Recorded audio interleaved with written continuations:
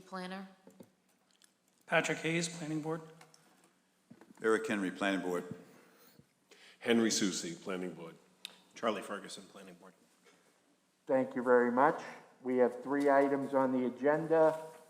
The first one's going to be 204 210 Highland Avenue, then 9092 Salem Street, and then 888 Eastern Avenue. Michelle, could you start us off with 204 210 Highland Avenue, please? The Malden Planning Board will hold a public hearing in the Herbert L. Jackson Council Chamber, Malden City Hall, 215 Pleasant Street, Malden, Mass. at 7 p.m. on Wednesday, May 11th, 2022, tabled on December 8th, 2021, and November 10th, 2021, on the petition of 204-210 Highland Ave Realty Trust, permit application number CMID 032409-2020, seeking a special permit under Title 12, Chapter 28, Section 010D1 of the Code of the City of Malden, formerly known as Chapter 12 Revised Ordinances of 2020 as amended of the City of Malden, to alter, structurally change, extend, and change use of a pre-existing non-conforming property in the Residence A zoning district, namely to construct additions and reconfigure the interior of the existing 2.5-story building and convert the building from a restaurant and 2-family dwelling to a 4-family dwelling at the property known as and numbered 204-210 Highland Avenue, Malden, Mass, and known by Malden City Assessors Parcel ID 038188803. Thank you, Michelle.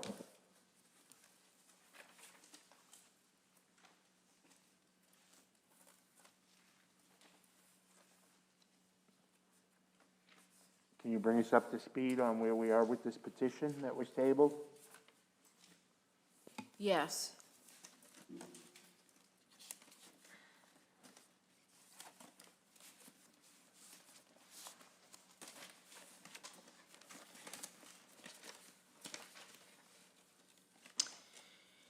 So on November 10th, 2021, the Planning Board opened and immediately tabled the public hearing without taking any public comment. The board tabled the hearing to allow the petitioner the opportunity to modify the proposal to reduce the number of units, dwelling units. On December 8th, 2021, the Planning Board held a public hearing on the petition as filed. No revisions were made. The board tabled the hearing in its decision to allow the petitioner the opportunity to provide revised detailed plans that address and include the following: accurate dimensions, elevations, and floor plans that match and correspond, changes in property lines and easements, all open space on the ground, decks, and patios, to reevaluate the size of the basement rooms, reduce the size of offices, location of all stairs on the ground, building sections, cross-sections, and a 3D model plan of the building. After December 8th, 2021, we received plans, new plans. They are titled Proposal for 204, 206, 208, 2010, which is a typo. It should be 210 Highland Avenue, Malden, Mass. Dated April 11th, 2022. Prepared by William C. Wonder, Registered Architect of Wonder and Carond, Cambridge, Mass. That included renderings, the street view from the different streets, building cross-sections, existing plans, existing views of the property, amassing existing structure study, existing views, proposed basement plan, first floor plan, second floor plan, third floor plan, elevations, and also a revised site plan dated April 8th, 2022. So they provided all the information that the board requested, or at least information that addressed the issues that the board raised. So I've detailed that here in what's called Supplement 2, which supplements the original planning report and recommendation dated November 10th, 2021, and also the supplement dated December 8th, 2021.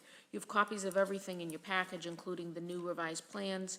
You also have the original packages with the original plans. Today, late this afternoon, we did receive notification from the petitioner's attorney. The petitioner has a new attorney, is represented by a new attorney, so it's new representation for the petitioner. Tom Callahan, who's here today, notified me in writing of a request to withdraw the petition without prejudice. This board may recall, may not recall, when we opened the hearing in December, there were only 7 members present that heard all the original testimony. So only those 7 members would continue to participate. Tonight, only 6 of those 7 members are here. So all 6 members would need to vote in the affirmative to grant a special permit. And the petitioner's request stated due to the fact that there were only 6 members. I have given information to the petitioner that tabling will not, remedy the situation because you will still have the same members available to participate.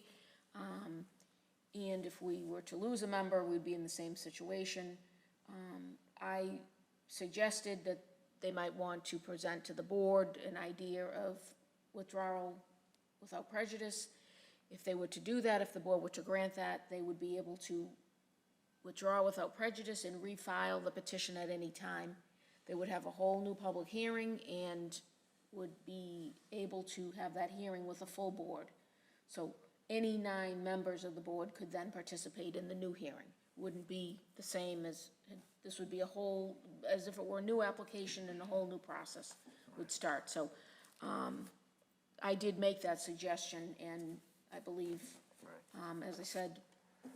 And I believe that the fact that we only have 6 members here that are available to vote on this this evening, I think that does constitute exigent circumstances. So I don't think we need to waive our rules. What we need would be a motion to allow the petitioner to withdraw without prejudice.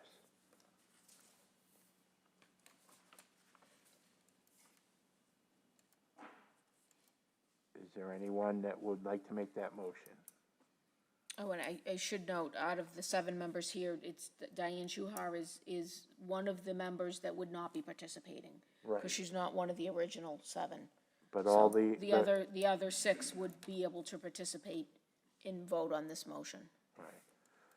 Charlie Ferguson. Yeah, I'll make a motion to withdraw without prejudice. Okay, Charlie's made the motion to allow the petitioner to withdraw without prejudice. Is there a second?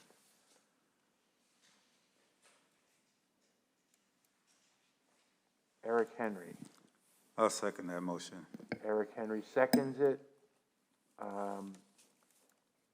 So we're voting on to allow the petitioner to withdraw without prejudice.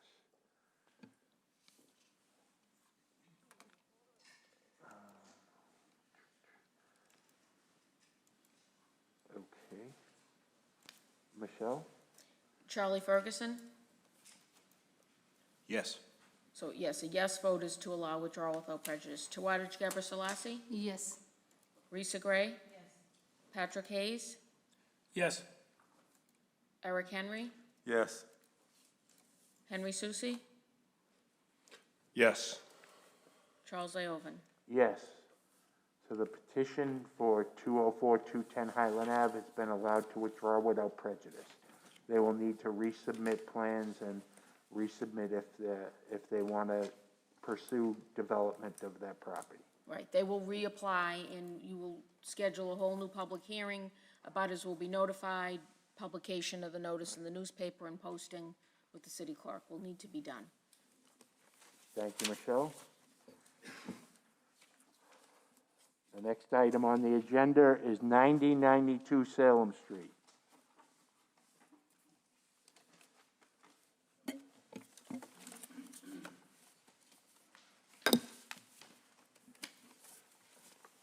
The Malden Planning Board will hold a public hearing in the Herbert L. Jackson Council Chamber, Malden City Hall, 215 Pleasant Street, Malden, Mass. At 7 p.m. on Wednesday, May 11, 2022, on the petition of Vultig Realty LLC, permit application number CMID 040388-2021, seeking a special permit under Title 12.12.010A, Title 12.12.300, and Title 12.28.010E of the Code of the City of Malden, seeking a special permit to allow multifamily dwelling use up to 3 stories in the Neighborhood Business Zoning District. alternative methods of compliance for inclusionary development, and structural changes and extension of pre-existing nonconforming property, namely to convert the property for use as a multifamily dwelling with 10 units, to make in-lieu payment for affordable housing units, and to construct additions to the existing building at the property known as and numbered 90-92 Salem Street, Malden, Mass., and also known by City Assessors Parcel ID 074262221. Thank you, Michelle. Is the petitioner present?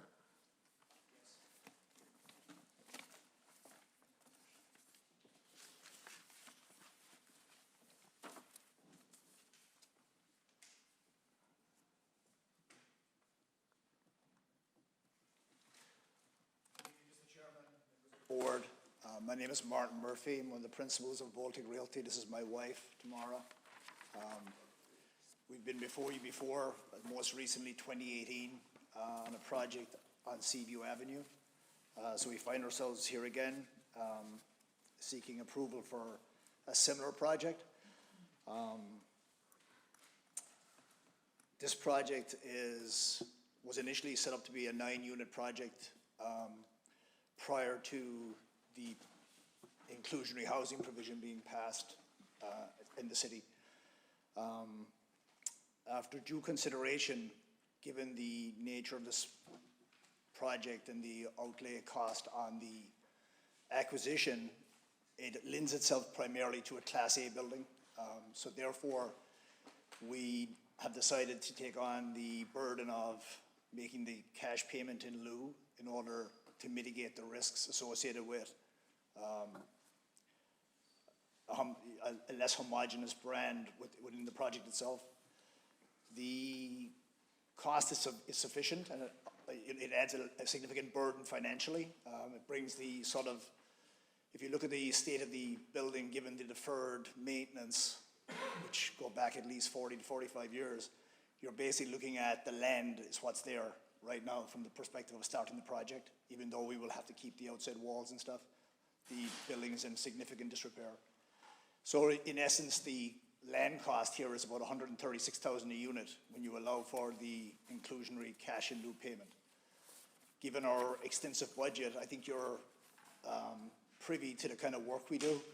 We also have, if the board allows it, some copies here of our prior work for your review. If that's okay, we can pass it around. But the level of work we do is extremely high end and very expensive on a square foot basis. So therefore, I think we've been working with the city for over 25 years. Most of our projects are kept for legacy. We self-manage them after the fact. I think we can attest to the fact that our buildings have no problems associated with them. We've got a very, very good tenant base. We don't create any undue burden on the city services with regards to the police department, fire department, and whatnot. So all of that said, the whole project itself is going to be very expensive. It's something that we feel we can get back over a long period of time if the markets remain within reason and we don't get into major recessionary periods. But that said, I just kind of want to get the point across that the affordable housing is creating a financial burden for us, but we were kind of forced into that matter based on the nature of the project. Could you do this project as a Class C or a Class B? Yes, you could, but it's not what we do. I think given its location in the city, as you leave the core of Malden, coming out on towards the east, heading towards Revere, it's situated in a situation geographically that it's got a lot of exposure. I think right next to the fire department is an opportunity to put a very aesthetically pleasing building that's going to reflect on us. It's also going to reflect on the city. It's got a lot of exposure. I think we came before you guys and there was a lot of opposition initially to our Seaview project.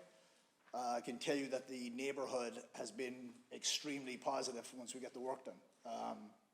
Not sure if any of you guys seen that work, but it came out extremely well. I'm not sure, as I said, has anybody actually seen it you know, physically, or you can look at the pictures there, but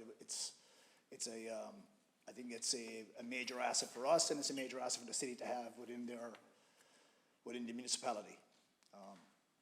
So that's kind of the macro overview. We're here, we'll take any questions you may have. Can you describe a little bit about what's involved and what you're planning to do with the location? Because it looks like there's a big addition. From the plans I saw, it looked like there's like 145% increase in the Yes. building. Yes. It's very similar to the structure of the building would be similar to Seaview. It's going to be 1 bedrooms plus an office or den, approximately 800 to 1,000 square feet. Based on the ADA requirements for the first floor, those units are a little larger, and we had to create the footprint in order to accommodate that. So therefore, there's a little redundancy on the second and third floor. The units are a little larger than I'd like. From our cost perspective, we're not going to get the return. I don't need to build an 880 to a 950 square foot 1 bedroom. I can do that in 800, 825 square feet, but based on being able to accommodate that initial primary floor for ADA accommodation, it has to be a little larger.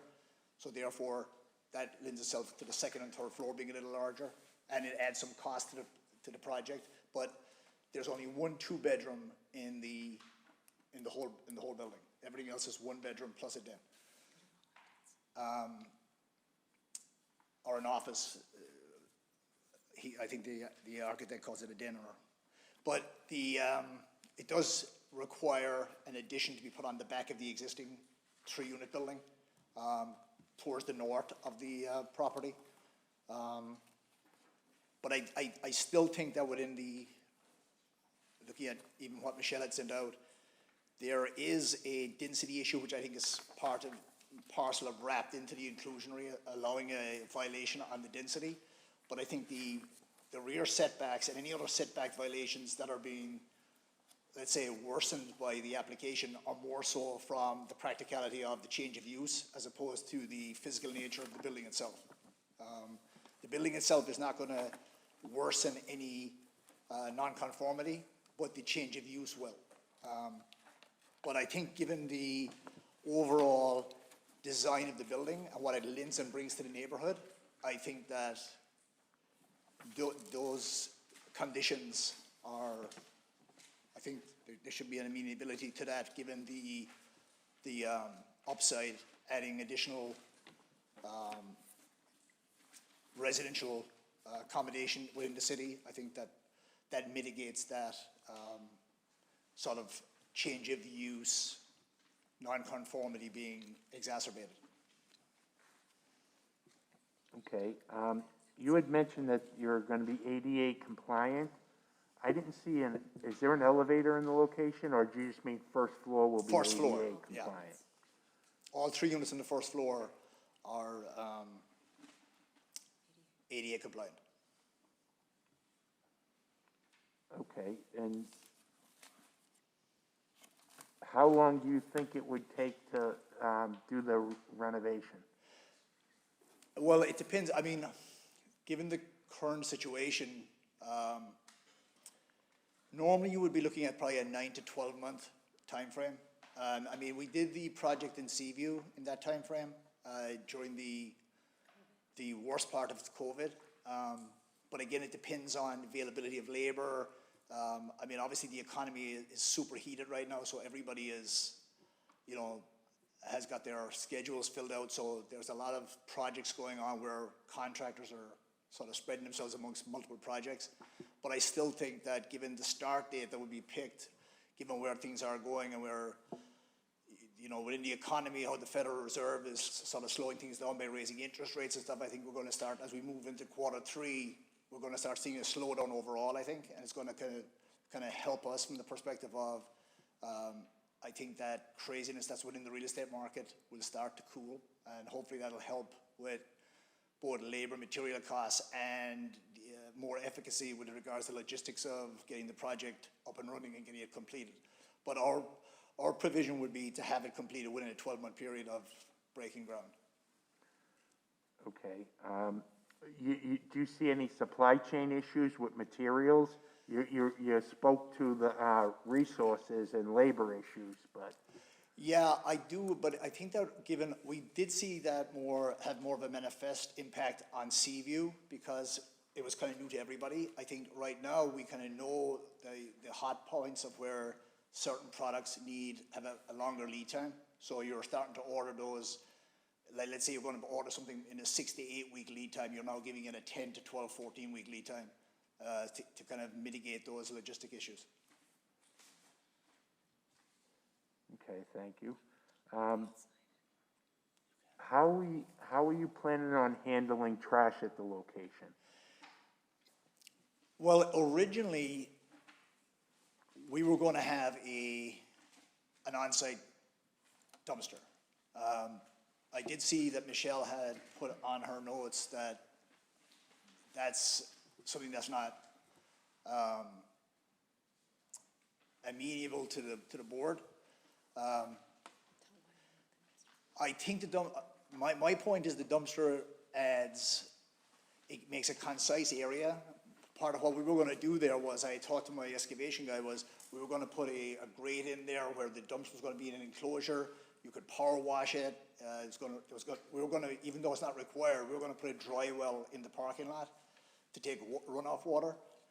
I think it's on casters, so it's raised, so for vermin and for pest control, it can be handled very efficiently. I'm more concerned about having multiple trash cans for that many units with overflowing trash, with people not taking stuff out to the sidewalk, during inclement weather or during the middle of the winter, trying to navigate, let's say, 20 trash receptacles on recycling day to get to the sidewalk seems to be, I thought that would be more of an impediment to using the city resources than to having a concise container there that's picked up twice a week, and where we can control, like we do that in Salem Street right now. We've got a container there, and we're able to control the tenants, we're able to control the use, we're able to control the breakdown, and we don't have any issues with it. But again, we're still open to the fact that if that's something the city wants, we'll work with the city with regards to putting a program in place that makes it work. Even in Seaview, where we've only got 6 units, when you drive onto the lot in Seaview and you see just 6 of each can, it looks like a lot. So I'm thinking if you have more units, it just looks, to find a spot to put all those, to keep them in a way where they're not blowing it everywhere, the stuff not coming out of them. I just feel that operationally it could be a little bit of an issue to manage. Okay.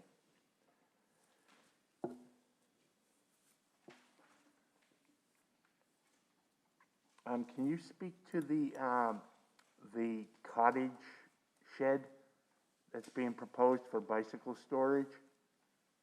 Yes. It's for 10 bicycles, right? Yeah. Seems kind of big for 10 bicycles. What I'll do is I'm going to hand that over to Tamara, because Tamara had worked with this was something that was worked on with the landscaped architect. So I know Tamara had worked with her hand in hand on that. It's more, that's open again for renegotiation. It was more to try and make it, to kind of soften the look of a storage area, to make it look more appealing, something like that. But I know that Michelle again has referred to the fact that there is side yard setbacks violations on that. Again, that's something that's extremely fluid. We can work with that. But I let Tamara speak to that aspect, because she was more involved with the design of that than I was. Yeah, that's something we're completely flexible. We try to. Well, excuse me, Tamara, do you mind giving your name and address for the record? Oh, yeah, sorry. Thank you. My address as well? Yeah, Tamara Mossy, 68 Sheridan Lane, Tewksbury, Mass. When we do any project, I think we go a little bit overboard in the planning, but we try to create something that we're really proud of and something that tenants moving in it'd be something like we would want at our own home. So that's what we try to do in every project that we do. So we try to think of all these little details. Like I find recently there's a lot of tenants that are moving in that have bikes. We don't allow them to take them up into the apartments because then you get bike wheel marks like coming up and down the stairwell. So we try to find a place for them to store their bikes. So we were trying to find a location to have bike option that would be, if it's pouring rain, or we have some tenants that actually still bike in the winter, but so even in snow, it would be covered. It doesn't have to be, and we were trying to make it so that it actually looked nice. So even when we do our utilities, like our meters, our electric meters on the outside of the properties, we build like a little doghouse thing that blends in with the James Hardy siding and the roofing, so it kind of looks like it's like a feature. So we were trying to make the bike storage be like a nice feature on the property, but we're absolutely flexible to what that looks like. Okay, I just want to understand how you came up with that and, Yeah. and what drove you to the decision Yeah, to it's choose just, that. it's about, like, even like with the trash, like we, you know, like Martin said, the look of, at Seaview, it bothers me when I go there to see, like, even though they're very neat and tidy, our tenants are really good about what they have to do with their trash and breaking down their boxes, but having the 12 bins, it's a lot, it takes up so much space. So we were looking here as if there were 10 units and 20 bins between the trash and recycling. It's a lot, so we thought if we did a dumpster, the tenants sign a page already about what they have to do to break down their boxes and stuff like that, and their trash removal. And then if we enclosed it and it was clean and looked nicer and didn't take up as much space, that would look better also to neighbors around too. Or having 20 cans on the street on trash day. Yeah. What's that, Michelle? I'm sorry, I'm just gonna say, you're not eligible for that program. You couldn't have the 20 cans. Oh, okay. That's 6 units or less. Oh, that's Can good, use actually. that program, so I just wanted to, before you talked any more about that, we will have to come up with another solution. Okay. Whether it's a dumpster or something else, but you're considered a commercial property because you're more than 6 units, so you can't use that program I'm just reading it quickly now, so you may have to use a dumpster, or we may have to come up with some sort of, but you're gonna have to do private waste Yeah. collection. You wouldn't be able to put them out for the city collection. Okay, thank you, Michelle. Can I add just one thing to something Martin had said earlier? One of the things, if you guys have driven by Seaview or you look in the book at what Seaview is, so like when we look at the property at Salem Street, it has, in my opinion, no character. There's no character on the building. I mean, aside from it not being maintained in 40 or 50 years and whatnot, it just doesn't, you don't notice that building driving down the street. And if you look at what we did at Seaview, or most recently this summer at Mount Vernon Street, so we took like a Victorian mansard, we tend to like Victorian mansards, like just the detail and the look of them, and we did a massive renovation just on the exterior and did James Hardy siding, but also made sure that we keep all of the Victorian details and the crown moldings and the dentals, and did outdoor space for each people through the decks, and then we actually got rid of parking spots there because we had sufficient, and added landscaping. We had our mason do a really beautiful stone wall all in the front, like terraced, and all along to the back of the property so that it just looks nice, and that's a 3-family. So in some ways it's a little crazy because it was a lot of money to spend for that property, but we're really happy with how it looks, and we know that the people that live there take pride in how it looks. So when we look at Salem Street, that's something, like our vision is something similar. We're looking at a combination of what we did on Mount Vernon Street and Seaview. It's a little bit bigger, obviously, if it's 10 units, but that when you go down the street that you have, like, I feel like people will stop and look, and it'll look like really nice, like we put a lot of time and attention into all those little details. Like the front of Seaview, I think we spent maybe a week looking at the building, like every day for like a long time. How are we gonna tie this in so that it looks like it was always part of this building for like 100+ years? Because we take pride in those details and how it looks. Okay, thank you. Ms. Mosey, since you're already speaking, can you tell us about the landscaping plan? Yes, so like right now, there's a lot of overgrown shrubs and vines and poison ivy and a lot of like invasive maple maple trees on the property, or I shouldn't say the weed trees. So right now, there's only one tree actually on the property itself. So we're looking at adding 6 trees, and there's like 100 and some plants, a combination of plants, shrubs, and whatnot. So the entire front of the property will have, I think, beautiful landscaping that the landscape architect worked to design. Our same mason that did Mount Vernon Street, we're wanting to do a stone sort of wall in the front as well, like a Victorian type of stone wall that will look really pretty at the front of the property.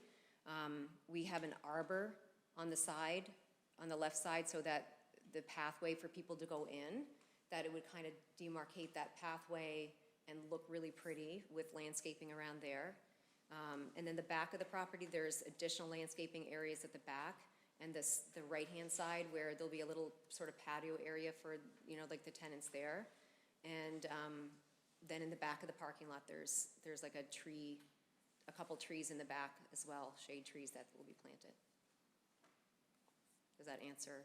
Yes, and I'm sure that will be continually maintained Yeah, after it's all put in. It won't just be done Yeah. and then yes. updated. It's going to be regularly Yeah, maintained. when we do the landscaping, I mean, there'll be a sprinkler system, you know, installed, and then it'll be, like, you can't attract good tenants unless your property actually looks really good, so, being that we self-manage our properties, it's really important that we have a good product so that people want to move in, and then they're happy and they stay, so the landscaping looking good is also a big part of that, too. Okay. You're not planning on using, on the plans, I didn't see any plans to use the basement for anything other than utilities. No, yeah. Okay, so there won't be anything creeping down into the basements. No, it's a creepy basement right now, No. yeah. The last question I have at the moment is, coming up with the number of units, was that driven mainly from the economics of how you were, what you needed to get? Yeah, exactly. I run a very complex analysis on all our properties and anything I'm looking at to do, and it's very difficult to get anything to pencil in today's market. But 9 was the minimum requirement to make that project work for the way we do our projects. So we're able to facilitate, we've done so many of these projects right now, we're able to come up with a good idea of what it costs. The only issue we have is the budget that was run for this on 9 units was run prior to the run-up inflation and prior to an additional run-up in the real estate market. So that has to be revised, and it also did not take into consideration the inclusionary housing. So, you know, I rerun the numbers. The 10 unit helps mitigate it, but it's still the 10 units, you're absorbing a cost of $36,000 per unit in sunken costs. So it's going to be hard to get that back. It adds to the timeline.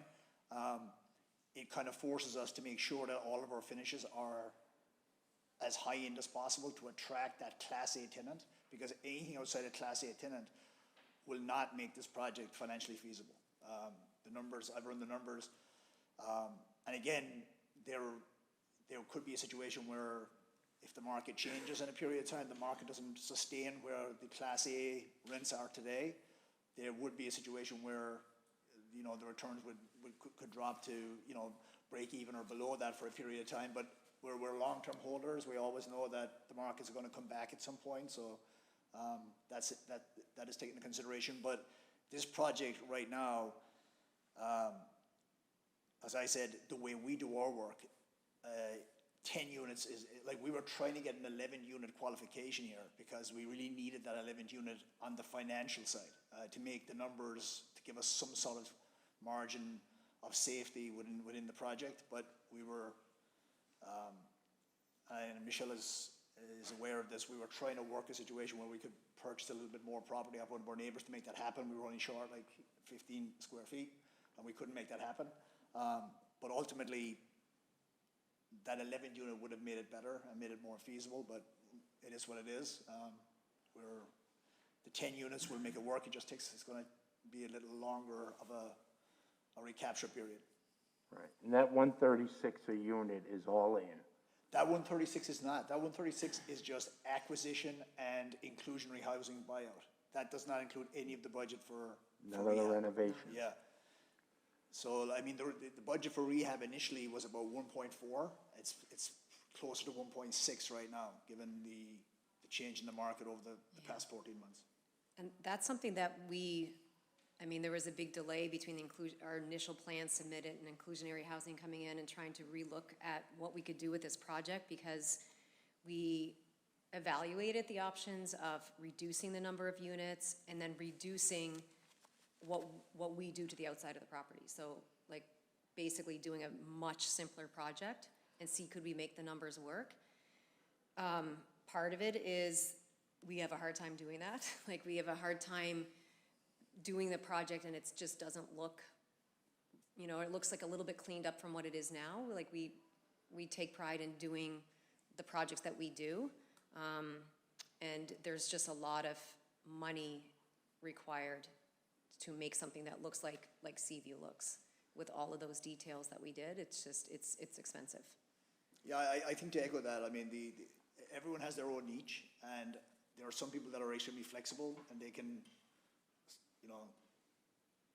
so to speak, put lipstick on a pig and be happy with it. We can't. So even if I came here and set that project up to be a Class C plus, Class B minus building, I know that I probably wouldn't be able to build it that way, because once it started, I would fall into the rabbit hole of getting all these finishes, and I'd be in a situation where I'd be in dire financial straits by the end of it, because our DNA is to do these high-end projects, heavy value-add projects, and I think you learn over time. We've been at this a long time.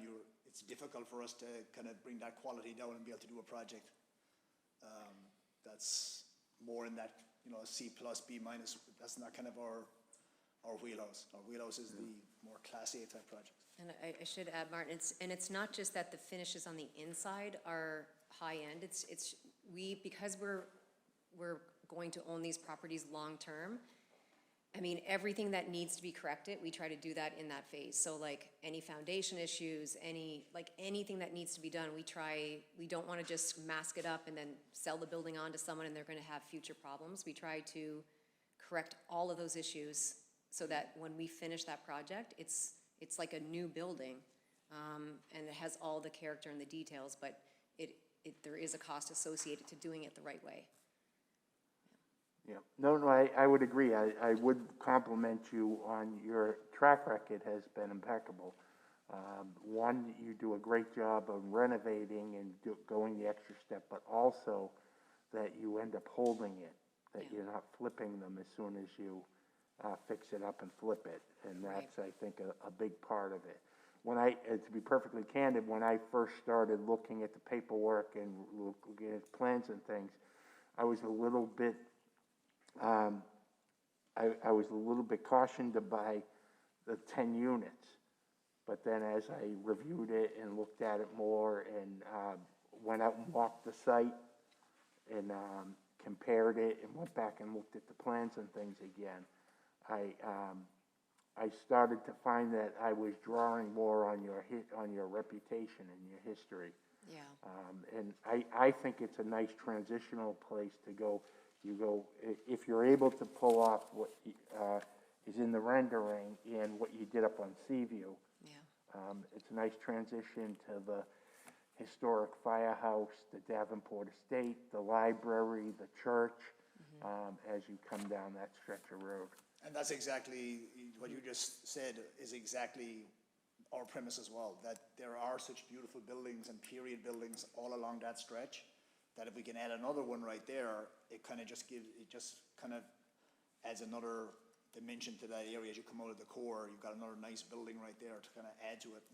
And again, the other issue is like this, that I think the more you regentrify, you're giving other people the opportunity to say, hey, listen, with that deck we were going to put on or this improvement we were going to do, we can spend that money now, because if everyone's trying to keep their properties looking well and keeping the city looking good, I think it kind of becomes infectious and it kind of bleeds over. I mean, even up in Seaview, there's been a couple of improvements made there since we did our project. I think, and I'm just talking to neighbors there that were initially very reticent to support us.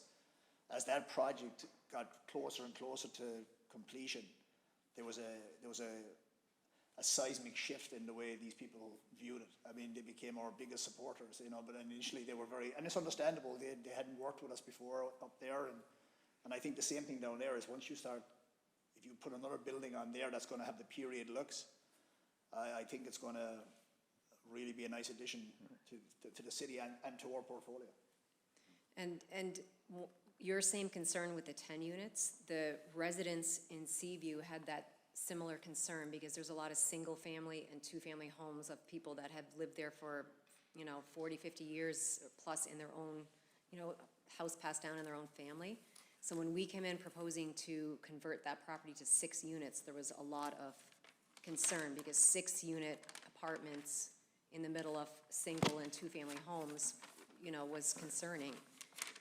But if you were to talk to the residents now, they are ecstatic. It's improved everybody's value. It looks really good. We've got excellent tenants. They help the 80-year-old neighbors next door shovel like every storm. They're, it's a great addition, and the neighbors are really, really happy with how it turned out, and also how respectful I think we were through the renovation project too. No, thank you very much. Does anyone have any questions for the petitioner? Michelle? And I may stand corrected. So 7 units or more is considered commercial. So you're definitely considered commercial waste. You may be able to get approval from the city to use the barrel system, the 10 and 10. They typically don't do it for apartments. They would do it if it were condos, because it would be considered an individual household, so each would be entitled to that. And I think you're right, the 20 barrels does sound like a lot. We typically, though, shy away from the dumpsters, especially in these denser residential neighborhoods. The dumpster location, if this is, and I wasn't actually sure that was a dumpster, but now that you're explaining it, the double doors make sense, and it's a longer graphic on the plan. That is, you can't have any dumpster sited within 20 feet of a property line. So that's on the property line. And I would have a definite concern. I was out at the site today, and I know some of the neighbors have their couple trash barrels there, but that's somebody's yard right there in house. So I think we can talk about the dumpster some sort of dumpster, but we need to possibly, it would need to be relocated. Okay. And I'm sorry, I was just getting some information from Ron Cochran, who has managed the trash program. And it is true, by ordinance, they're supposed to have private collection, private hauling. They could technically use bags or your own barrels and have the private person pick them up. So it wouldn't necessarily need to be 20 barrels. Our barrels are small, as everybody knows. So you could have larger totes. It may not be a dumpster, but it might be a small, one of those totes on wheels that's, I don't know if it's actually a form of dumpster, but it's not the traditional dumpster style. So maybe that's something we can talk about or consider too, as opposed to a full-blown dumpster. And then that also would change that siting requirement. It's no dumpster can be within 20 feet of the property line. If you had a tote system, that wouldn't be a dumpster, so, Right. as long as it's not a dumpster. So I'm just throwing this out there so we can talk about this when we get to it. I still do have a concern with it being right on that property line, although that was, I believe, the person's driveway there. Or maybe the driveway's further up here. So anyway, so we have to talk about trash. It's definitely commercial, and he's saying probably not. They would lean toward no to do they sometimes make some limited exceptions to give the barrels to apartments, the city barrels, that is. So that's my piece on trash. The bike racks, I heard you wanted to provide them. I did question why you wanted to provide a shed for bike parking that isn't required, because the bike parking isn't required under the ordinance. So I'm wondering if maybe you could I think maybe that- make it smaller and Yeah. maybe do something different with the trash storage in that area. Do you see the yeah. need for 10 bikes? Do you think everybody has a bike? No. It's like this, I got developer friends, and again, every city is different, but in some of these cities right now, like South Boston in these areas, their requirement for bike storage is phenomenal. It's like Yeah. 3,000 square feet on a project, so they're looking for not just the residents, they're looking for let's say, 0.25 of every resident for visitor bike parking as well. So we've been looking at what's happening in the market, and we kind of wanted to get ahead of it because, again, with everything given that you've got close proximity to public transportation, that's a great help in the city. But there's a lot of people utilize bikes now for exercise and being able to get to work, and we just felt that it's becoming such a sort of like a vanguard issue. Is that we wanted to get ahead of it as opposed to somebody coming along after we finished the project and said, hey, we've got all these bikes to deal with. We wanted to kind of create something. Now, can we work with the size of the amount of bikes? Absolutely, but we even felt talking with the architect that with 10 units, we would require at least one bike per unit, minimum, which was 10 bikes, and I think it's set up for 12. So that's kind of where we came up with the number, that it'd be at least one bike per resident unit. Okay, thank you. In terms of the basement, so what do you anticipate, how is the basement gonna be used? They have washer dryers in each unit, so it's gonna be separated storage for each unit, it's just gonna be open storage, or how is that, how is that gonna work? It may be open storage, but there'll also be, I'll probably utilize that for all of the hot water heaters, because I don't like to have them in the unit. Even with the safety trays, I just don't like putting those in upper floors. It always leads to problems. So in Seaview, we put all our water heaters in the basement, and we put our utilities there, and it's just open storage, and we give a small area of storage for each unit. So that's the kind of plan there. Okay, so utilities, storage? Yeah. Okay.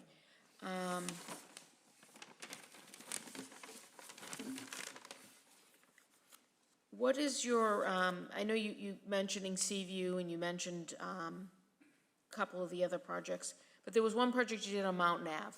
Yes. And that turned into condos. And you told us it was gonna be condos, I think, when you came to the board, but what was the difference between that and this, and how do you make the decision? It's a regret. That's one of our greatest regrets, because that's one project where we lost a lot of money. And unfortunately, the story there was we had a bank arrangement where the bank it was set up for condos. When we saw the market collapsing, we went to the bank and asked them, could we hold it as rentals? And they refused. They basically bank regulators were on top of them. They're like, we need to get our money back, you have to sell. So that was the plan there. We would have kept that, and obviously, I think, I'm not sure how you follow the market, but in order to give ourselves further pain, we always track that building. And that building is the highest square foot price condos that ever sold in Malden. It always is. It's phenomenal. We were the only people who lost money after doing all the work there. But here, these projects now are all buy and hold. Now, we can change the structure, like the property on 153, 159 Salem Street that's held as condos, but it's held under a master deed. There's been no conveyance. So from the purposes of, we utilize what we like about the condo structure is it allows you more control over your tenants, because the covenants of the condo association master deed are fully effectual. So it allows you to control your tenant a little more than in a large apartment building. So there is a situation where this building, from the purposes of ownership, could change to a condo structure. But our plan is not to sell it. Our plan is to hold this as a long-term hold. And again, given the current conditions and the acquisition cost and the cost of the value add, to sell this building after going through the arduous task of getting it to where it is, like we know because we went through the project in Seaview, right? And it's one of the things I say is, when I come before the board, I love you guys, but every time I come before you, it's a precursor to an arduous task that's ahead for me. So I'm a little tentative when I come in here, because I know that based on what the board does for us, there's a large project and a lot of work ahead of me, right? So given the amount of work that's there and given the current market, it would be crazy to try and do this with the quality of work that we do in the finishes. If you turned around and sold this as condos afterwards, you're not going to be in a position to get the return that would make it work to do that. You'd be better off selling it, getting it entitled and selling it and letting somebody else do the work. So that's not our intention here. Our intention is to add to our portfolio, to continue to add to our portfolio in Malden if possible, and to keep everything concise and geographically located. I think we work well with the city. We've a good relationship with you guys, and we've a good relationship with the building department. We know this area very well. We've been here a long time. So as long as we can continue finding projects that we can get these value adds to, we'd love to continue working in the city. Okay, thank you. How do you control the use of the studies? How does that not turn into a guest bedroom, if not a full-blown second bedroom? How do you, I think part of it comes back to, if you look at our tenant base is basically one step from home ownership.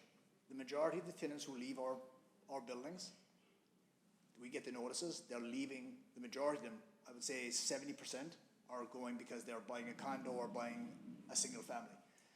So our tenants are extremely manageable from the perspective that they understand exactly when they come in what our requirements are.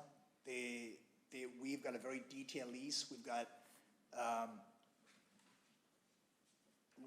we've got phenomenal control. Tomorrow has systems set up that we have our management runs very, very smoothly. We do not have issues with tenants. We haven't had an eviction in Malden.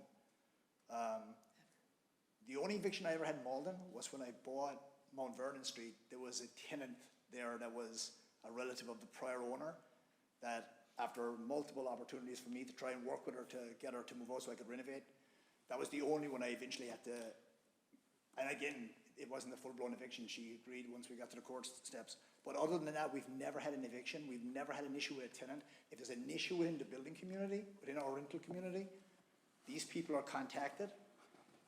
Tamara has a conversation, they come to the office. So it's a very controlled community. It's not a situation where here's your apartment and we're not involved. The tenants come in and understand that there's an involvement from our perspective as managers, and that if there's a situation where there's any complaints within the community, or there's any situation like that, or anything that's someone's not using a bike rack properly, or they're doing something, they're taking stuff out and putting it against the wall that's part of trash that has to be picked up by a third-party vendor, it's immediately addressed.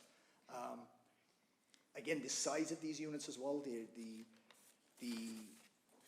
these office spaces, there's right now with the pandemic, there's a ton of people who are looking for that home office. Like in Seaview, a lot of people are working from home there, and everything is set up.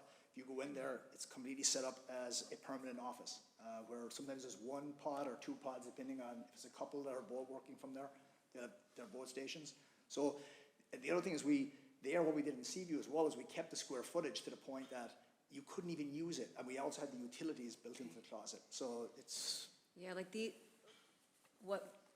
can actually probably see it in the book. So what we did at Seaview, which we love the look of, but it was definitely an expense, but it actually looks really great on them. We put sliding barn doors on that office space. So people can use their office, they can close the barn doors if, someone comes over and they don't want to have the mess of their office or whatnot.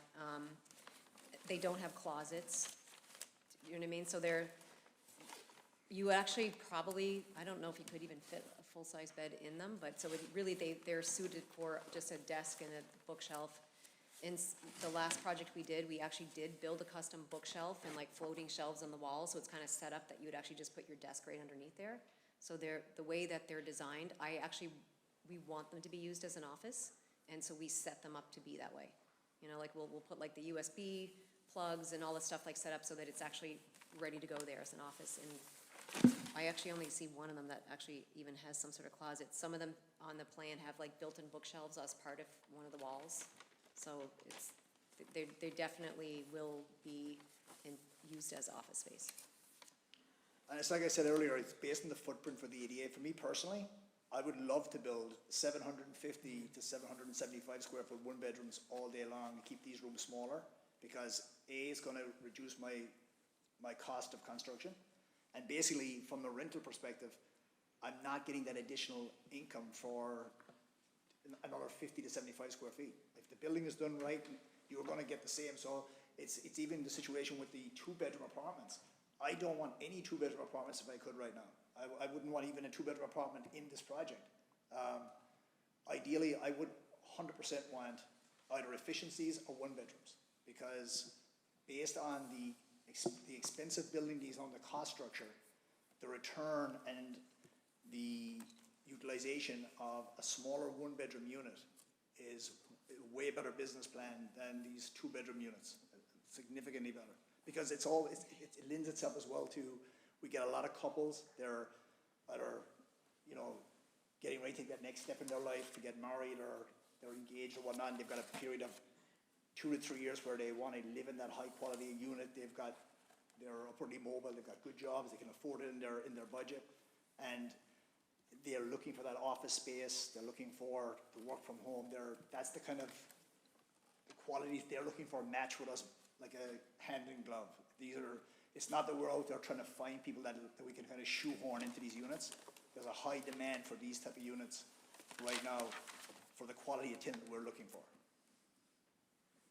Okay, thank you. My last question just has to do with these balconies. You call them decks on the plans.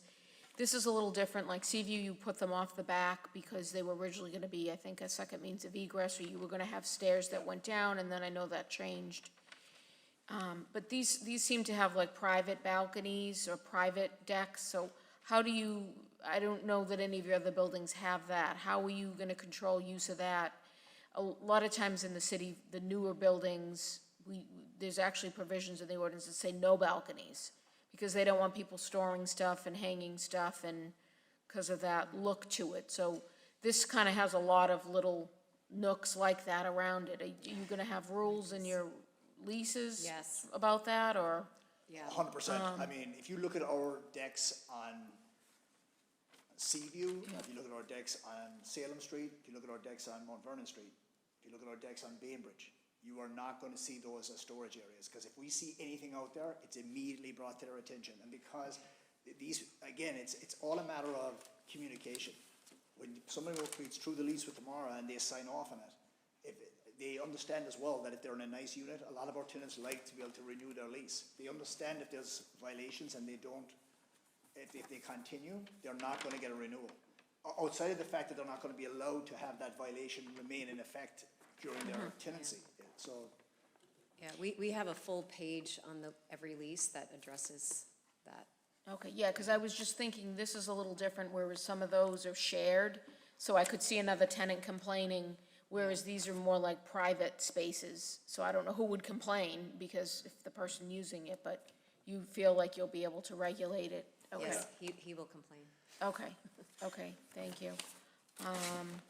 And then my last question actually had to do with the driveway and how you, I know you met with the fire department, you told me, and the fire department confirmed that.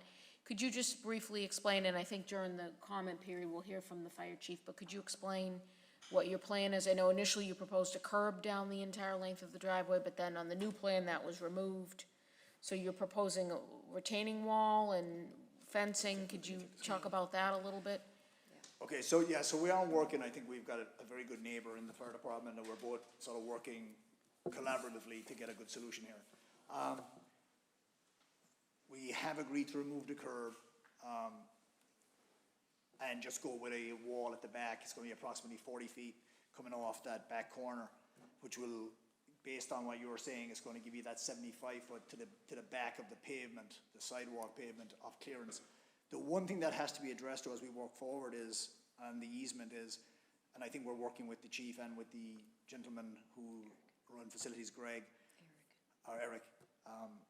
There is a significant grade difference between the two properties. So the wall that we're going to put in at the back will, and that's part of the curb issue as well, is that when you're transitioning from one to the other without having to change both grades, a wall or a curb allows you to have that that two grades come together and coalesce. When you have an open space like this, we have to address the fact that there has to be the gradient has to be the same on both sides. So we have to work on getting that satisfied once we get to the south of that, where that wall is. Right now, you've got probably, at the very back where the wall is, you've probably got, I would say, 12 to 15 inches of a difference in gradient from the parking lot on our side to the parking lot right next to the fire station. Again, that's not going to be an issue because the wall is going to create that interface, and they can both die in at the different different levels there. As we go forward, we're going to have to grade in front of that, and we're going to have to work on, with regards to an easement for discharge from their side out through onto the street. I think the issue we addressed with the chief and with Eric was, at the present time, given where the lot line is, because once we did that site survey, I think people, even myself included, there was a kind of a shift in the actual site plan to the left. I thought it was going to be to the right. I think if you look at the way the current landscaping is, it looked like the landscaping that was done by the previous owner was right to the driveway of the neighbor. However, there's probably 3 to 4 feet of that's on the neighbor's property. So everything is offset at like a 10 to 15 degree angle. So given that, there are some violations on the parking right now that you can't even park on that side without crossing over that. And that's one of the issues we're going to resolve. I think the chief brought up a good point about, at the same time we're doing our work, and he can speak to that, he was even mentioning that maybe they'll do some additional work in the front of the fire station, move an area in and be able to move that vehicle that's in the front several feet towards the actual fire department house itself, which will satisfy that situation. And then we're just looking at an easement from the purposes of discharge. And I think, again, we will have to continue to work with regards to the gradient of getting the 2 grades at that same level on the south side of that wall that's there, so that you've got a uniformity across both. Because right now it just comes and it just kind of drops off right at the property line, and it's not conducive aesthetically to look at it. It doesn't look finished. You can't get it right, so we have to kind of work on. And one of the things I looked at today was, again, we can work on that, is where the grade change would have to happen on the fire station side in order to be able to have that contour be at the proper grade, right? Whether that's a 6%, 8%, whatever that gradient is, in order to get from one point to the other. But again, these are things we can work out on the field with regards to, as long as there's an agreement, I think, in terms of what we're trying to satisfy is to have a symbiotic relationship where both parties can benefit, and it continues to work as in both parties' favor. Okay, thank you. When you're saying discharge, are you talking about stormwater discharge, or are you talking about discharge of cars? Michelle, you think like an engineer. No, I heard you say that, so are you? Yes, well, for example, for both, because right now, Okay. Because with they're grade- higher, just for Yes. the board's reference, you could see it in the pictures, they're a little bit higher, so it's both issues that you're, yeah. I think there's the aesthetic issue, and there's the issue with, like, for example, when we do the work we're gonna do on this building, I do not wanna look in and see that from the wall back and everything else looks copacetic. And then we've got this undulating driveway that's falling down like this over a period of 16 inches, you drop 14 inches. That can't be there. So we have to get a sort of a grade level across that. But then again, we're also cognizant of the fact that we have to work out where that gradient would have to start in order to get to that point. So we would have, for example, we have 40 feet from where the wall is, but that might not even be enough. Depending on where the gradient has to be, we gotta work back. You may have to go around the corner of the firehouse, maybe even out to Sprague Street and change the grade all the ways around. It depends on what's allowed for gradient change, right? So there could be 2 gradient changes where you come in and you have a kind of slow ramp down to another area and then you drop down again. It all depends on what the engineers can get to work, with regards to getting to that point. Whether it has to be a continuous, even grade from point A to point B, or whether it can be over 2 or 3 different grade changes. Okay, thank you. And you mentioned Eric. Eric Rubin is the Director of Public Facilities. That's who you met with as Yes. well, right? Okay. All right, thank you. That's all I have You for all now. set, Michelle? Yes, thanks. Risa Gray. Thank you. I just wanted to ask about the bike storage and the security of it. Bike theft is really rampant in the area, so I was curious what the security would be on that shed. Sorry? The security on the bike shed, with the bike theft being so rampant in the area? What's the security on that? Well, there'd be a lock on the outside that the tenants would have access to, and then there'd be an area inside where each individual bike could be locked onto a grid system. You know what I mean? So there'd be double security. Thank you. Is that it, Risa? That is, thank you, Commissioner. Is there anyone else that has any questions for the petitioner? Eric Henry. Thank you, Chair. I hope the petitioner would beg my pardon that as a engineer who actually has a business minor as well, so I would like to talk a little engineering and a little business acumen if we could as well. I'd like to say, as second what Michelle said, that I'm not that Eric. That is Eric Rubin that you were speaking of earlier. Beat me to that. And I'd also like to say, I'd like to commend you for saying that, I think you said Mount Vernon. That was a regret? Or which No, property? Mountain Ave. Mountain Ave. Mountain, I did write Mountain Ave. Yeah, I commend you on that honesty. So you said the sunken costs. What was new? Let me ask you another question first. What was new? You said something earlier, sir, that Seabrook was all new. And when you made that statement, what were you feeling at that time? What was new? You said that Seaview, when you guys took on Seaview, it was all new to you. It was all new. And I'm sure that can relate to a number of items, but if you had to put your finger on what was new about Seaview for you guys, what would that be?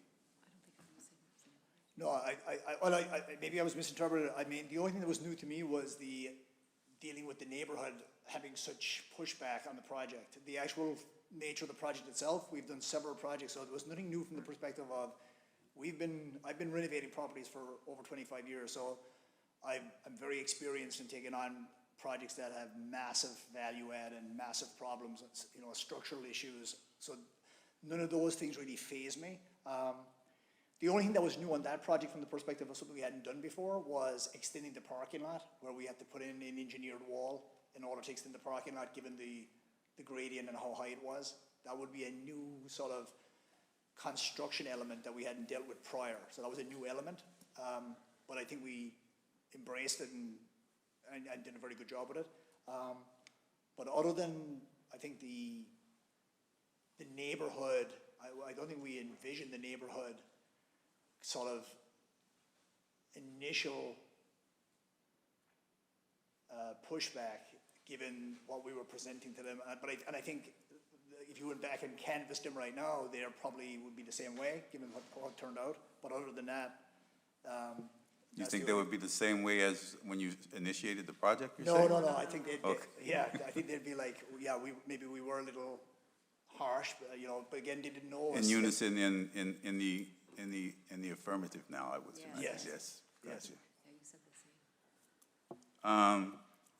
You did mention, you sunken cost earlier. What was the sunken cost for this project here? The sunken cost is the affordable housing. When we did this project initially, that was not even sort of in the conversation with regards to what we were. When you say affordable, not to cut you off, but when you say affordable housing, you mean inclusionary? Yeah. Okay, all right, cool. Go ahead, please. So that's a sunken cost because for our perspective, it's either, like we're kind of in a situation where,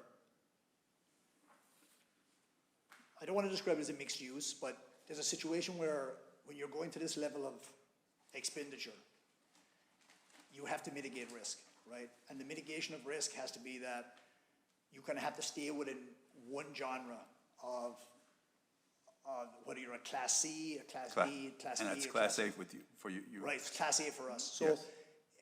some people might be small-minded and say, okay, we're not going to spend the $360,000 and add to our budget here, and it's really going to put us under a lot of pressure. It's probably 20 to 25% of your overall construction budget. But the problem you run into is, and again, this is something that's human perception. Yes.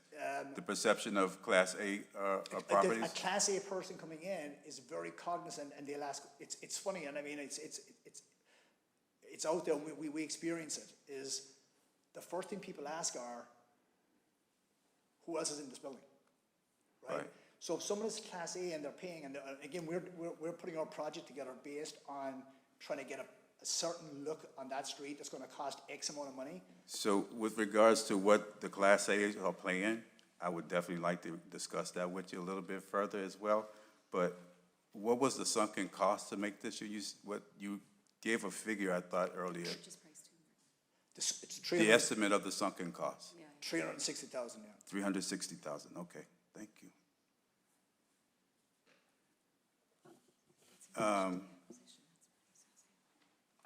How do you think the residents at Seabrook would feel with regards to gentrification now? You said earlier that gentrification or just the property may be looking good, I think you used as a term. What does that look like to you when you said those things? What did that mean? Well, unfortunately for me, right, what it means is that there's a perception out there that I can't control, right? That I can't control the general feeling of a populace. So I'd be foolhardy to think that I can control it from the perspective that we would love for everything to be uniform, right? So for me, it's that my concern is if I go ahead with a project that costs me $3 million to build, then it's a uniform, whether that's a Class B or a Class C or a Class A or whatever it is, that my return is not going to be impacted by the perception of other people. So that the people who are in there are not going to be able to come to me and say, hey, this is a Class A building, but you have 15% of inclusionary. So I'm going to go to a building that's got 100% Class A. So it impacts the proportion of the other 85% of my project, and that's a risk to me that I can't control. It's controlled by the person I'm doing business with, as opposed to me. Thank you. You all set, Eric? Yeah, unless someone else has a question, I'll yield for now. Thank you. Okay, does anyone else have any questions for the petitioner?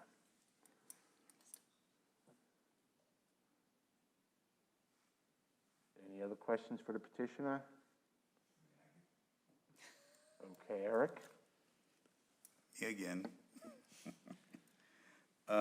You mentioned about, again, I'd like to say, just a person who will step before us, and it's refreshing to hear people admit their mistakes. It's refreshing. You said in lieu financing, I believe you said, that you guys were financing this in lieu of... There's a provision within the ordinance that you can make a payment to the trust, the Affordable Housing Trust, Yes. in lieu of provision of the actual inclusionary unit. And that is specified by the city. There's a value assigned to the unit, and that's evaluated and adjusted for inflation on an annual basis, from my understanding. Michelle, would you take a crack at explaining that for Eric? Yes, thank you. The petitioner is right. He's referring to, and we didn't get to this yet. He's referring to the inclusionary zoning that was passed and the provisions. This is the first case the board is hearing under this ordinance. So it's new, and we're hearing some terms that, I have it here, that we haven't heard before. So this is the inclusionary zoning that was just passed in 2021. This was a zoning amendment, came before this board, and then was ordained by the city council. And so this is the first project we're reviewing under this ordinance, because it's creating 8 or more units, new units. So in this ordinance, as you will recall from the hearing probably, there was a lot of detail and a lot of information presented. If the affordable housing units, there's different options. They can be provided on-site as part of the project. They can be provided at another site with the board's approval, or there is an option for what's called an in-lieu payment.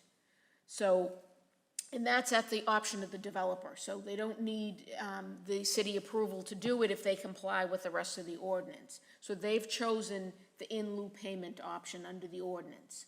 And when the ordinance was passed, $300,000 was the figure that the ordinance sets. That is the in-lieu payment for one affordable housing unit. It gets paid into a one-time fee, it gets paid into the Affordable Housing Trust Fund. I should maybe take a step back. So the ordinance requires mandatory provision of affordable housing units. So once the ordinance is triggered, so the project's creating 8 or more units, 15% of the total number of units must be affordable. So we looked at this project, there were a total of 9 units. So we did 9 times 15 to come up with the figure as to how many affordable units would be required. It ended up, and you do have a copy of the petitioner's narrative statement as well regarding this. This is also detailed in the staff report, which, like I said, we didn't get to yet, but these questions are coming up, so I think it's important to go through now. So we basically multiply times 15%, and excuse me, it's 8 new units, because there was 1 unit already in the building. So they're only triggering the ordinance for the 8 new units they're creating.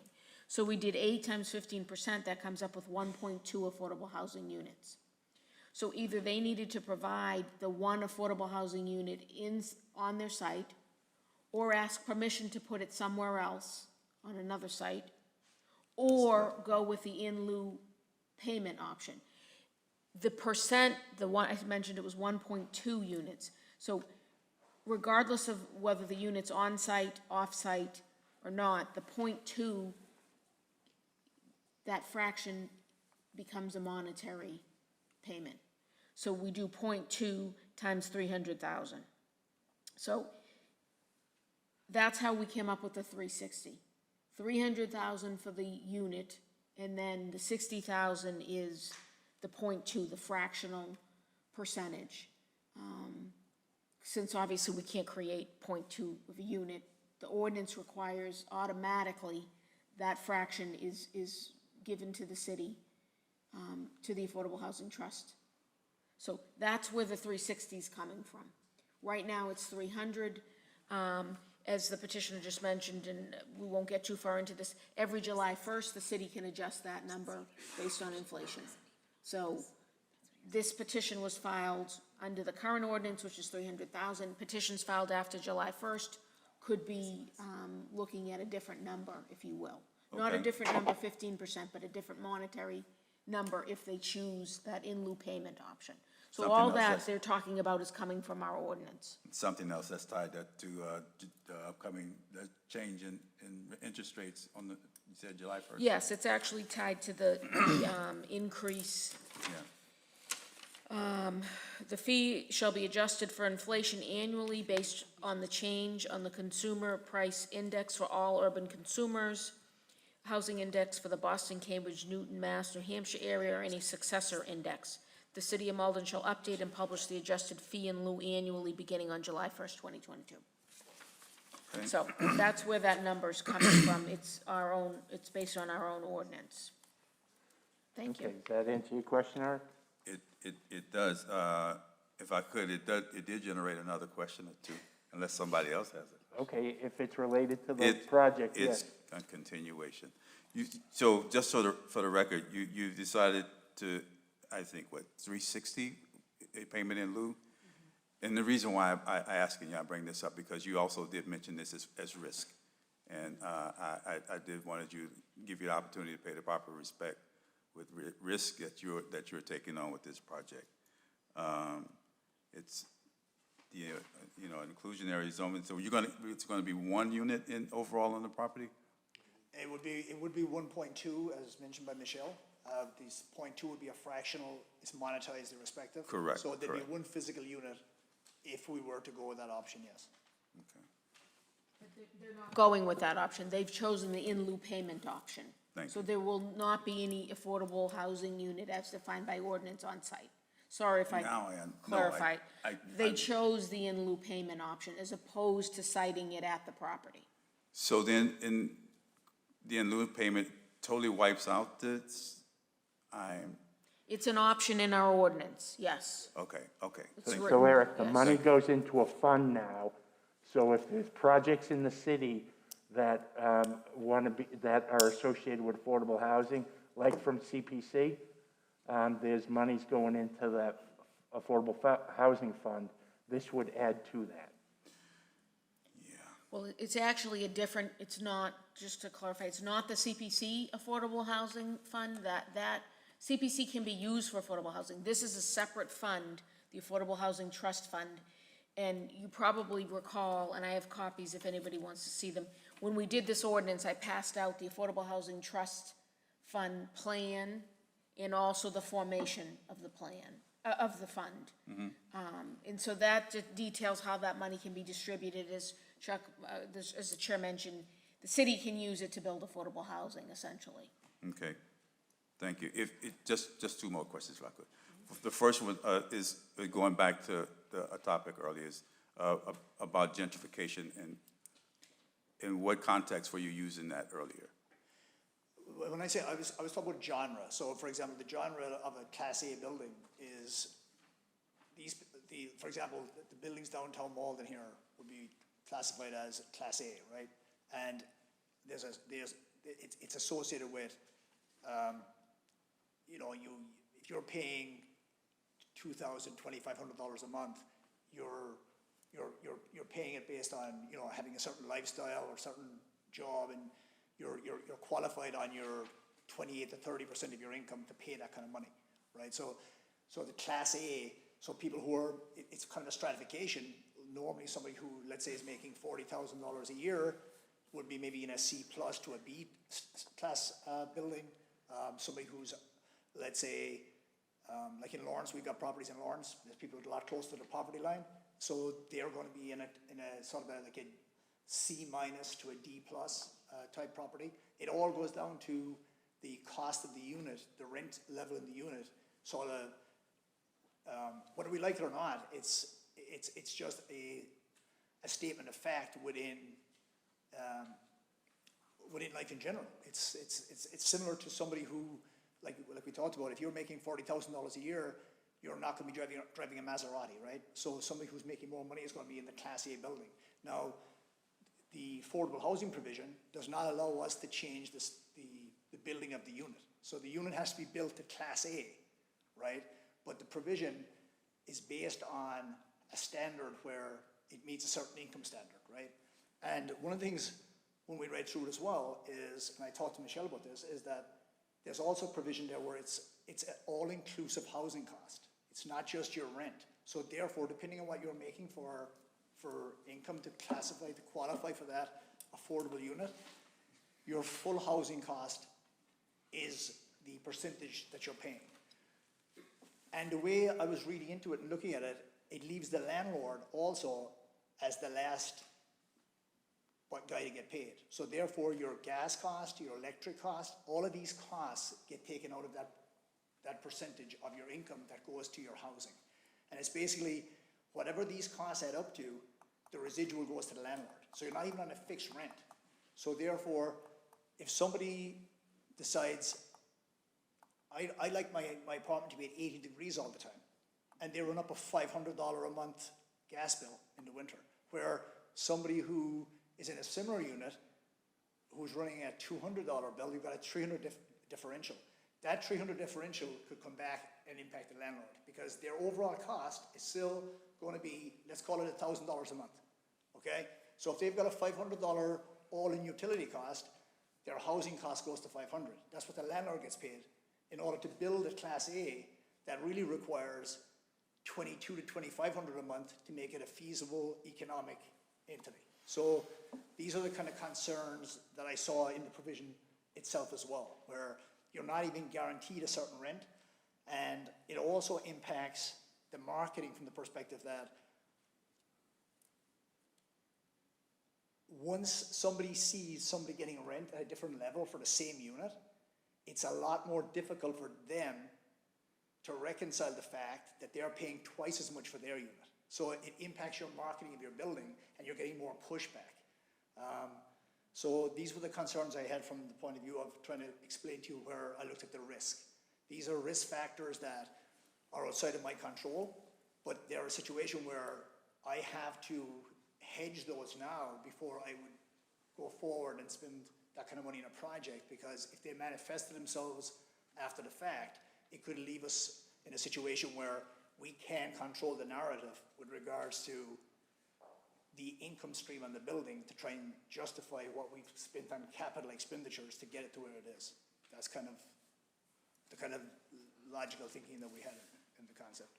And I do feel that what we're paying into the fund is a significant amount of money to help that fund with regards to the affordability and to put that into good use to provide affordable housing. So and I appreciate your explanation as those things go. So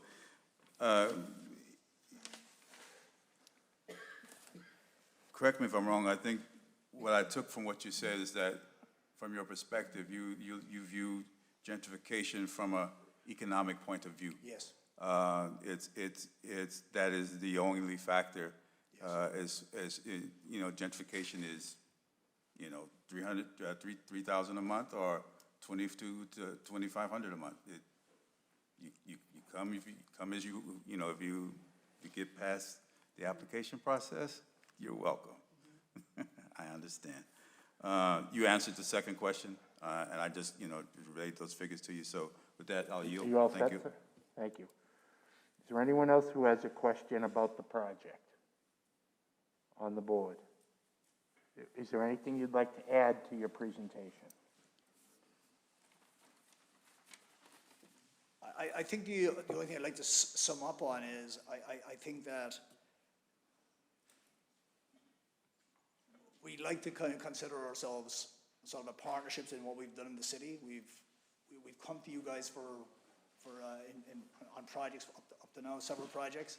I think we've followed through on our end, as you have at your end, and I think we'd like to continue that collaborative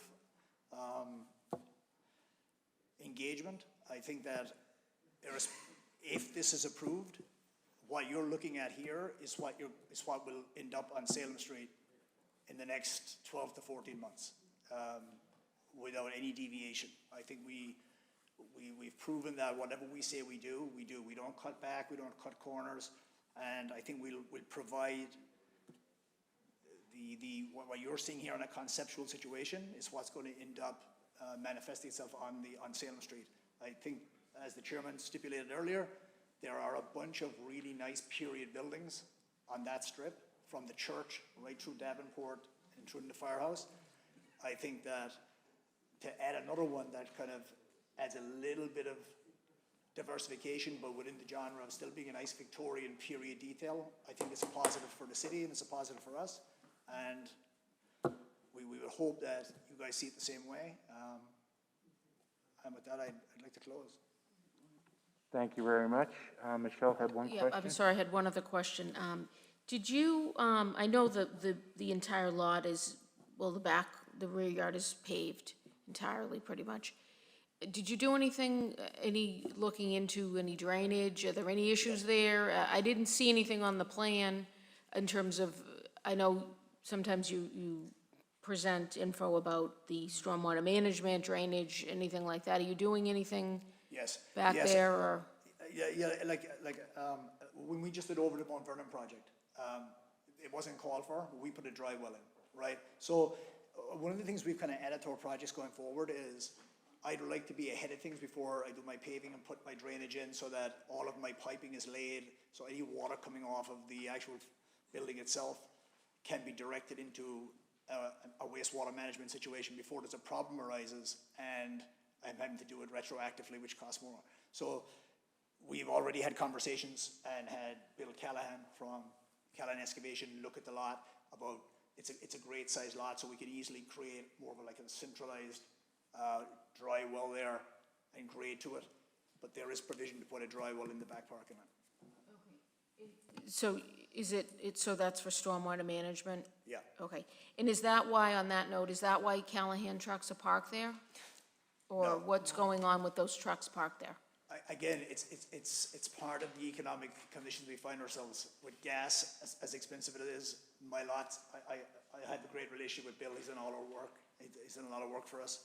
So he does a lot, when he's working in the city and doing work on, let's say, water or sewer in the city, I told him, until we start the project, feel free to leave rather than bring your equipment all the ways up to Woburn or Winchester, you leave it in my lot back, so you can come in the morning and just go right to your project.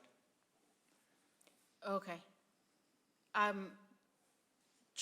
would just be careful with that in the sense that you're only supposed to use the parking for the tenants. You're not actually supposed to, I'm not saying you're renting it to him, but you're not supposed to use it as any type of off-site parking lot. So it's fine, you know, if it's a Yeah, temporary thing, but yeah. There's no monetary compensation or Yeah, anything like okay, that. It's at okay. all. It's strictly more, he's a kind of a partner that I look at from the perspective of when we're in a bind to get stuff done, even putting that drywall in. Okay. Before paving, Bill will always put us first and help us, so. Yeah, I would it's like- just watch too how much equipment and whatnot. I think the chairman said he saw, was it a backhoe there one time or? Well, I saw the trucks in Yeah, the so picture just- today, there was a backhoe. There's like, Yeah. But that's, I mean, that's, that will I not don't, happen. yeah, I don't know if that's actually Yeah. allowed to park the commercial, on, because I think although you are an office / residential, the office is vacant, by the way? Yeah. Is there still a tenant there? No. Nobody lives there? Okay. Okay, thank you. Okay, thank you. Is there anything else you'd like to add? Okay. No, I'm good, Mr. Chairman. Thank you. Could you remember to sign in on the clipboard there, please? Name and address for the record.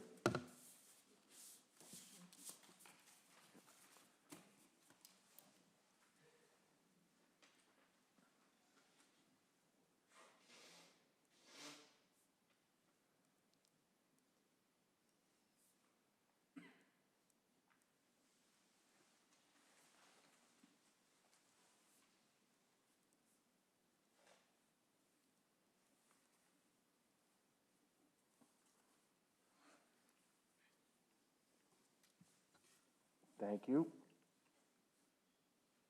And at this time, we will entertain anyone that would like to speak in favor of this petition.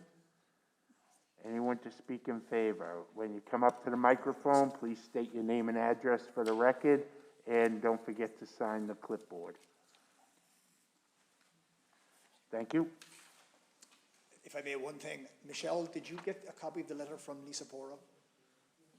I do. I have a couple letters to read into the record at that time. Yes, I do have I know that. it came Thank in you. late. Thank you. Thank you.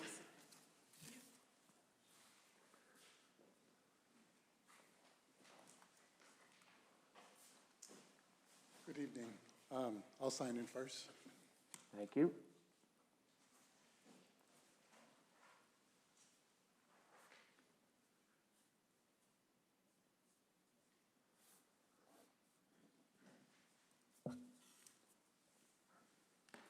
Good evening. My name is Philip Bronder-Giroux, a resident at 40 Sprague Street in Malden.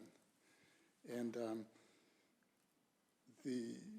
I speak in favor of the project in one respect only, in that I think the city and our region as a whole needs more housing. And I think adding new units even to a densely populated and densely built out area is still warranted in terms of meeting the needs. I'm a bit distressed by the conversation in terms of Class A units and also Class A residents, and also the discussion about gentrification. We understand that gentrification, rears its ugly head no matter what we do. I'm a member of the Friends of the Malden River, and I know when we clean up the river, the sad part about it is that people who have lived with the degradation of the river for so many years get priced out of the area. So you do a good thing and bad things happen. I think the Affordable Housing Trust and the Inclusionary Zoning Ordinance certainly is not one that I would have supported. I think we need built units. So I'm a little bit disconcerted that they're not going to build a unit. And certainly the implications about the tenants and what it means in terms of how they interact with others. I think it's unfortunate that that's the kind of description, the kind of feeling that people have. So, so those are kind of my feelings about it. So I'm happy that we're having more units. I'm distressed by the conversation that ensued about low-income and affordable folks. And certainly, I hope that this changes and that this particular project doesn't become the norm for the city. Thank you. Thank you. Anyone else that would like to speak in favor? Honorable members of the Planning Board, Ryan O'Malley, Ward 4 City Councilor. Similar to Mr. Brander-Giroux, I also come up a little bit conflicted. I do think that the conversation related to gentrification and to rating residents, various classes was uncomfortable. But I still chose to come up and speak in favor because I do believe that it is a dilapidated building. I do believe that they do good work. Their projects are high quality. I do think that the Affordable Housing Trust Fund will produce units in our community, and it will have an actual impact. So I do think that there is a benefit there. I have spoken with the neighbors as well as the applicants. The neighbors are in favor. I spoke with the majority of them. I did not speak with all of them. But the direct abutters who would be most impacted, particularly in the back, are in favor of the project. One of the conditions that I am here to ask you for is to be given some type of discretion as the ward councilor to come up with final approval on landscaping, so we can talk about what type of trees are on the property, what type of shading for and screening of surrounding properties will occur. Additionally, it would be good to have a condition saying that there would be at least 4 shade trees. There is potentially a proposal to remove 2 of the shade trees between their property and another property. Technically, the trees are on the abutting property, but it sounds as though the 2 property owners have an agreement that they're going to cut down those mature trees. They are an invasive maple, so it's not an ecological issue of removing them, but I do think it's important that we replace those mature shade trees with shade trees. So I'd like at least 4 shade trees on the property. Additionally, at least 1 of those shade trees would be in the northwest corner, and the exact location to be determined on site, and ideally with the final approval if this board deems so. Thank you. Thank you, Councilor.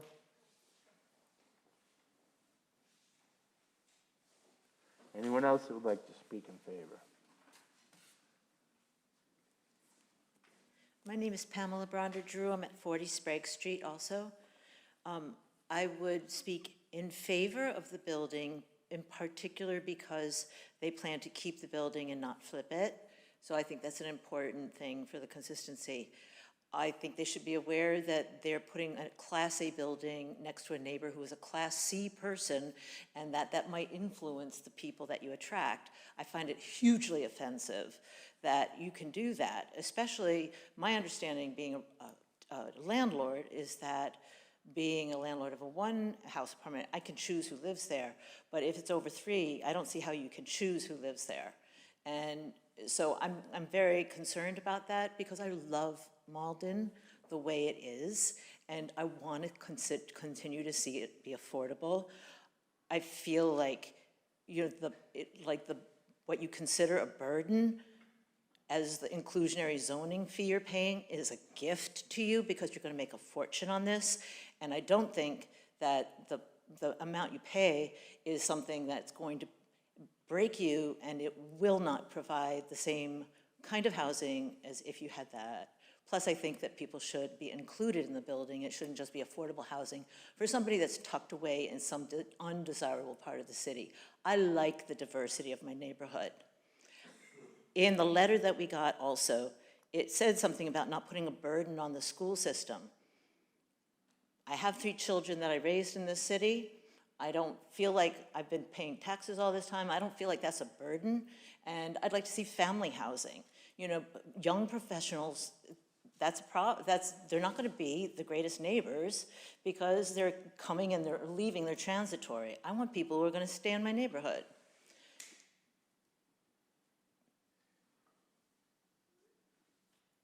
The last thing I want to say is that there are 10 units, single bedroom, probably 2 people per unit. I understand that there's 16 parking spaces. That means there are going to be 4 more cars that do not have parking there. And I don't want them on my street. We don't have enough parking on Sprague Street for all the people who are there already parking on the street. And so I'd like to see some accommodation made so that they're not taking up parking. And I don't want to shunt that off to somebody else either. You know, I don't want necessarily Auburn Street or somebody else to have to bear the brunt of that. But I'd like to see that considered. Thank you. Thank you very much. Don't forget to sign in.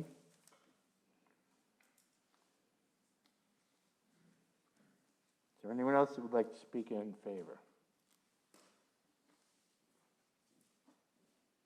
Michelle, do you have anything to read in favor? Yes, I do.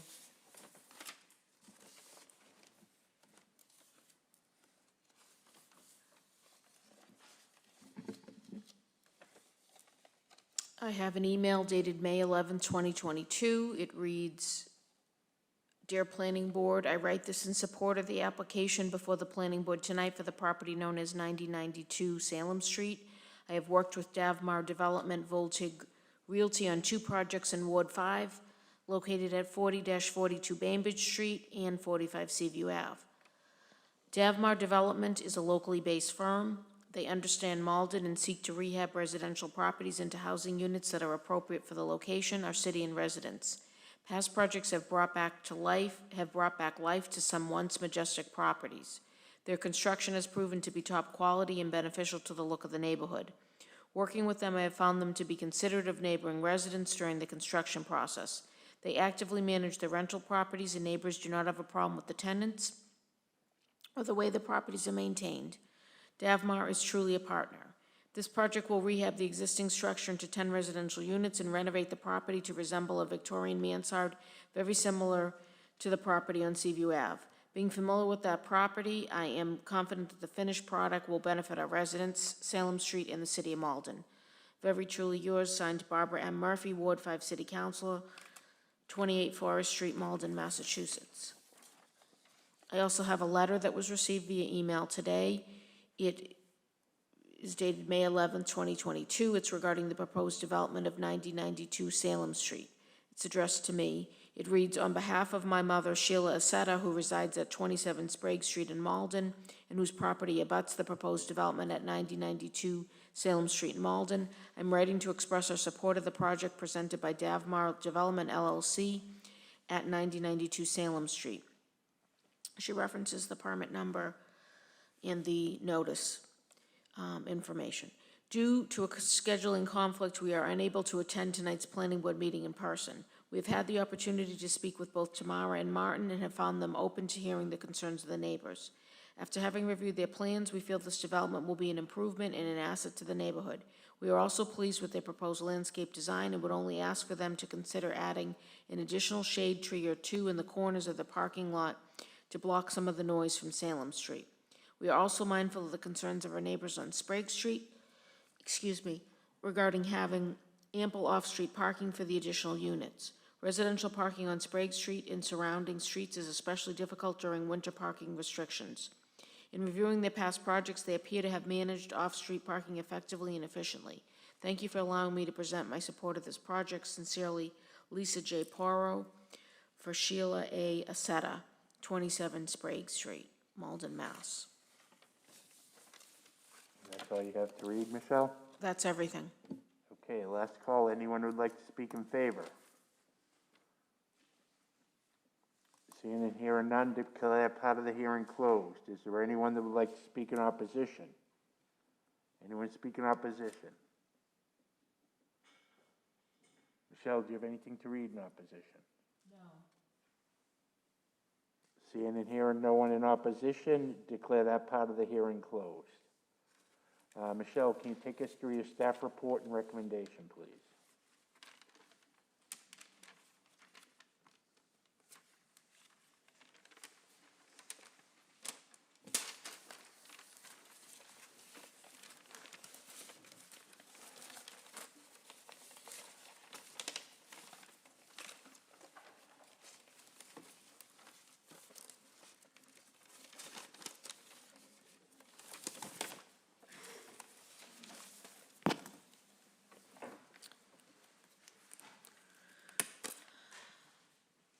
So this is the staff, this is entitled Planning Report and Recommendation. It's dated May 11th, 2022. It's incorporated herein by reference into this hearing. I will not read every line verbatim. I'll try to just highlight what we have not discussed already. This summarizes the property, also the petition. Currently, most recently was used for general offices on the first floor and second floor and a single-family dwelling unit with 2 bedrooms on the third floor. Under the proposal, we heard there will be 10 multifamily units. The business use, general offices will be eliminated. We heard about the addition, the shed. I've given you a breakdown here, on the first page. This is all the information taken off the plans in terms of proposed configuration. The units, the sizes of the units, the number of bedrooms, the number of baths, other features I noted in the column called Other, where you have study, balcony, sometimes a porch. I've also given you the information about what floor it's on. Total square footage for the units is 9,501 square feet, 11 bedrooms, 10 units. Common areas broken out into 774 square feet. Those are things like vestibule, mail, stairs, hallways. Then you also have the basement, which is 3,210 square feet. So total, the proposal represents 13,485 square feet of usable space. This will be, again, for multifamily dwelling with 10 units. Existing use, which is on the right side of this, was taken from the city assessor's records. The petitioner did provide floor plans of the existing use. The square footage was not there, so I did take it from the city assessor's records, as I just said. So in terms of the offices and single family, it's a total of 3,876 square feet. The basement is 1,665 square feet, so there's a total of 5,541 square feet currently in use, or most recently in use, under the current use. I've noted, again, the balconies and porches, all are proposed to be covered except those in Unit 4. None are proposed to be enclosed. They're labeled deck on the floor plans. They are not included. Balconies and decks are not included in the unit square footage. The basement is identified for building, storage, and mechanicals, as we've heard. The units have washers and dryers. I've given you a list of the plans that were submitted in support of the petition. I won't read these. These are all incorporated here and by reference. There is a set of plans prepared by an architect. There are landscape plans, an existing condition site plan. There's also a narrative statement, which you all have a copy of in your package. That's in satisfaction and compliance of the inclusionary zoning submission requirement. That's dated March 30th, 2022. It was prepared and signed by the petitioners. There was also a memorandum regarding a request for waiver of your rules and procedures for the filing of a traffic impact study. That was what the board acted on at last month's meeting. You granted that waiver. We'll get to that in a minute. In terms of zoning and occupancy, the property is located in the neighborhood business zoning district. The existing and the most recent general offices and single-family dwelling uses are allowed by right in this district. The proposed multifamily dwelling use up to 3 stories is allowed by special permit in this district. Direct abutters to the west of the Malden Central Fire Station and a two-family dwelling. To the north, a single-family dwelling. To the east, a single-family dwelling and four-family dwelling. To the south, on the other side of Salem Street, at the Malden High School and general offices. Surrounding land uses are mostly residential, some are business, and there are some institutional, such as the library and the Salem Street Cemetery. In terms of dimensional controls, the existing building predates and violates the front and one side yard setback requirements. It is considered pre-existing nonconforming. I've given you a chart here with the breakdown of all the different requirements, how the property meets the requirements, any deficiencies currently, and with the proposed project and additions. So right now, because the property has multiple uses, the most stringent controls prevail. So most of the requirements here are for general offices listed as opposed to for the single family. So that's what I've given you here in the chart. You also see what the requirements are for the multifamily dwelling, and again, whether there's compliance or not. The proposal creates a lot area deficiency of 20%. It increases the existing front yard setback violation and one side yard setback violation. You, by special permit, may allow extensions and structural changes to the pre-existing non-conforming building. As the petitioner mentioned, it's due to the change of use, not because of the physical extensions, that these new violations or these increased violations are occurring. Again, the requirements of multifamily are different than those for general offices, so it's the same property is reviewed under different standards, and that's how these deficiencies are being created. I want to note here, in terms of the density, there are 10 units proposed. Another provision of this inclusionary zoning ordinance that was passed by the City Council in September of 2021. This is the same proposal that we heard at the public hearing that I mentioned before. So this is the current ordinance. It's called inclusionary zoning. Another provision of this is what's called incentives. So there are incentives given to developments that are required to comply with this ordinance. One of the incentives is called a density bonus. So the density bonus, per our ordinance, means that for every required affordable housing unit, an additional unit can be created, regardless of the density. So this particular lot could support 9 units. It has the density for 9 units under our ordinance, 1,500 square feet per unit. Because one affordable housing unit is required to be created, even though they're not creating it, they're doing the payment in lieu, but it's 1 is the number, they're allowed to add 1 additional unit to the project. That's the quote density bonus. So even though the lot doesn't technically support 10 units, we don't look at the density requirement for that additional unit. It's, not counted for density purposes. So this project is for 10 units. It's the 9 that are allowed under the ordinance in compliance with density, and then it's the additional density bonus unit. That's why there are 10. The accessory building we talked about, it doesn't comply with yard setbacks. The yard setback requirements are the same as those for the principal use, so that would need to be 20 feet from the property lines. It's not 20 feet from the property lines. I think it's on the property line, at least in one corner of it. This board can allow new violations or increases in existing nonconformities. Open space, the proposal complies in terms of the amount of open space. It doesn't comply fully with the dimensions. One of the open space areas designated is less than 1,000 square feet, which is the minimum size for open space. There are additional landscaped open space areas that aren't counted in the total. So they actually provide more open space than is required, but not all of it complies with the dimensions that we have for open space. In terms of parking and loading, this actually, if you can just hold on one second.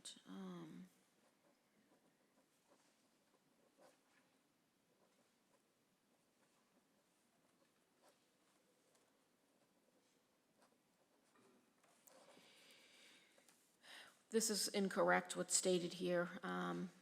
This is my error. So a total of 13 spaces are required for the existing office use. Because I had the incorrect numbers on the first page.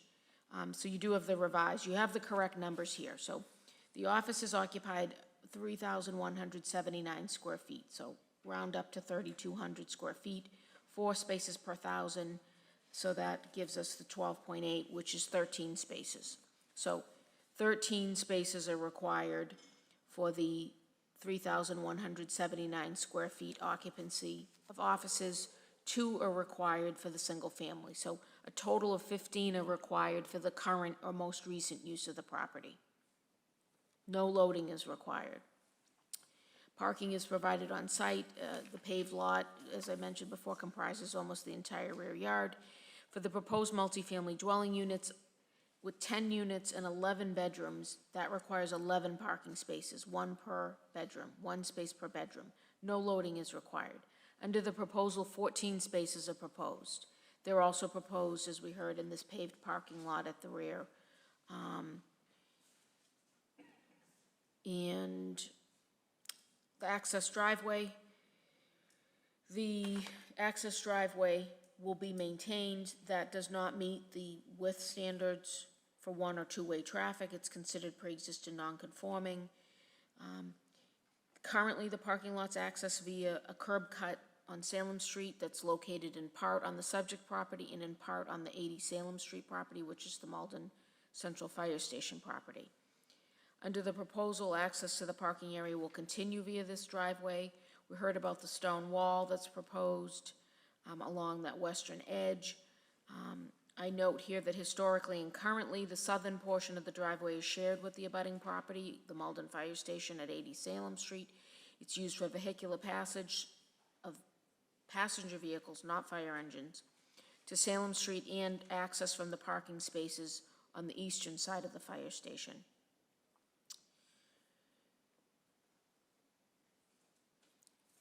In terms of landscaping, landscaping is proposed in compliance with the requirements, so any yard areas that are not paved for parking or access will be landscaped, and the plans show various types of landscaping, including plantings, trees, and patio pavers. Just for your reference, the landscaping, what we know is the 50% rule doesn't apply to multifamily dwellings. So they can landscape or pave more than 50% of the yards. In this particular case, it just looks like the one side yard and the rear yard.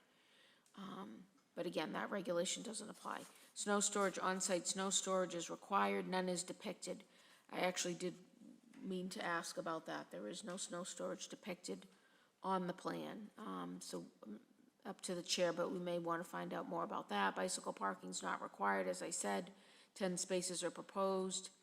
Trash, we need to talk about. There is a gated trash recycling area proposed in the southeastern corner. Dumpsters may be allowed. I would, again, they're not proposed. It is proposed, but I would say it's not recommended. A dumpster could not be located in that location anyway, because that's not in compliance. You can't have a dumpster within 20 feet of any property line or in any front yard. In terms of screening, because this is a multifamily off-street parking area, it must be screened from abutting residential uses with fencing or foliage. So screening is required along the western, northern, and eastern property lines. White vinyl fencing is proposed to be installed along portions where it isn't and maintained where it is. In terms of traffic impact, the proposal requires a traffic impact study per your rules and regulations. You did grant the request for waiver on April 13th, 2022. You have a copy of that information in your package as well. And now finally to inclusionary zoning. The proposal requires a special permit under this inclusionary zoning ordinance. It is an inclusionary development. As I said before, it creates 8 or more units. There is a mandatory provision of affordable housing units. Again, it's 15% of the total. So 15% of the 8 new units is the 1.2.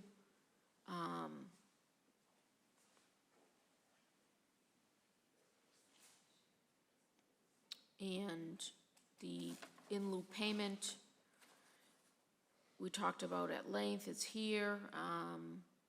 The fractional unit is also discussed here. We talked about the incentives, the density bonus, that's the additional 10th unit. I'm just pausing here because I'm not, I'm just gonna look at one thing quickly here.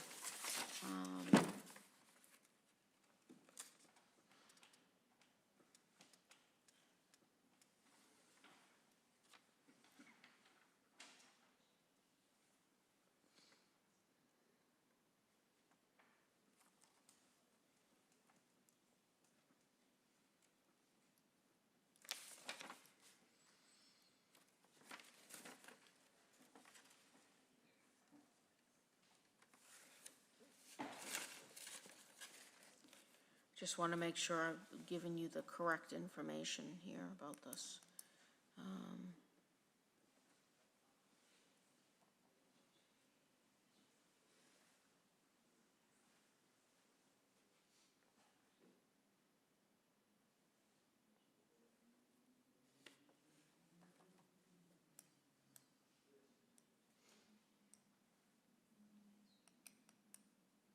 Again, this, bear with me because this is a new ordinance.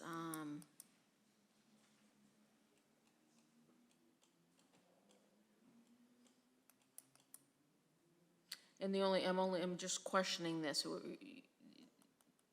The mandatory provision is 15% of the total number of dwelling units. Provided that the total number excludes any units allowed under the incentives. So we're not supposed to count the 10th unit. But I'm thinking that we are supposed to count the 9th unit. So I'm just, although the 9th unit isn't a new unit.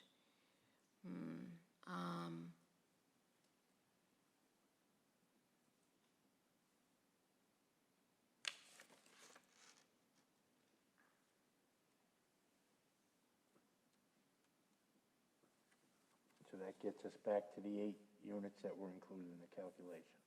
Right, the 8 units were included in the calculation. I'm just going to, maybe, as you move on and discuss other things, I'm gonna just make sure that we're interpreting that correctly.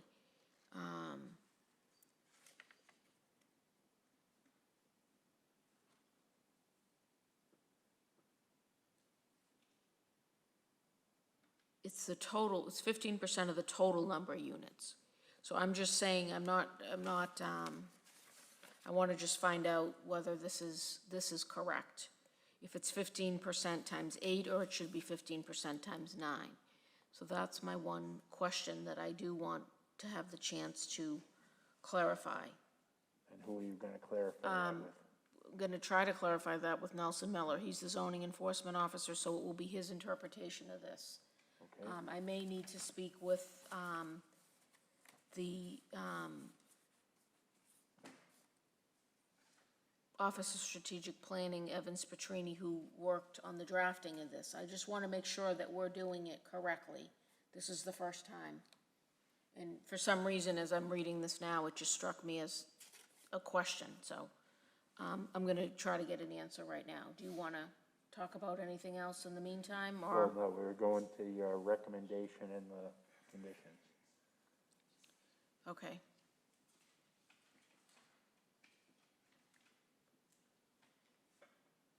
Well, while you're doing that, maybe if I could call Mr. Murphy back up, and if you could speak for a moment about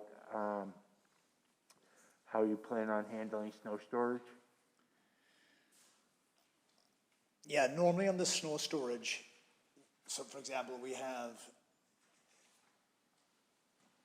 if there's an additional parking spot that's not required by the zoning, what we do is we utilize it during the non-inclement months.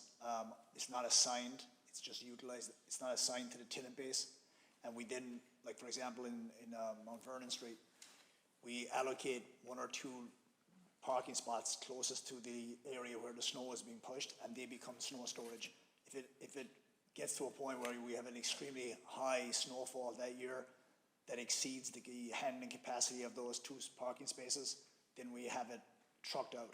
So for example, here, given that the ordinance requirement, the current parking allocation, which may change based on, like Michelle was saying about trash and whatnot, but as it stands right now, there would be, I believe, maybe 3 additional parking spaces over and above what's required. They would be utilized in the winter as snow storage. So that we would allocate the 3 storage spaces that are close together, and we would start assigning spaces beyond that. They could be utilized during the, let's say, from March, April through November until the snow season starts. Then they would be blocked off and not utilized, and they would be dedicated to snow storage to our snow contractor. Okay, and while Michelle's doing that, maybe we can discuss for a few minutes about the trash. Are you opposed to using a larger tote? No, not at all. I think actually we may have actually spoken with the gentleman at the city who handles that aspect, and he had mentioned a larger tote. Obviously, that's certainly more logistically enforceable than the smaller totes. So if there could be a situation where, let's say for example, there's not a situation where a dumpster can be allowed, be utilized there, or can be situated within the project itself to meet the requirements of not being on a lot line, because obviously if you start moving it around, you're starting to impact the parking. And we heard here from people coming up earlier, parking is a hot spot with people on the street, right? So we want to try and maximize our parking. So obviously we're not trying to say, let's move this away from a location and we can make it work here.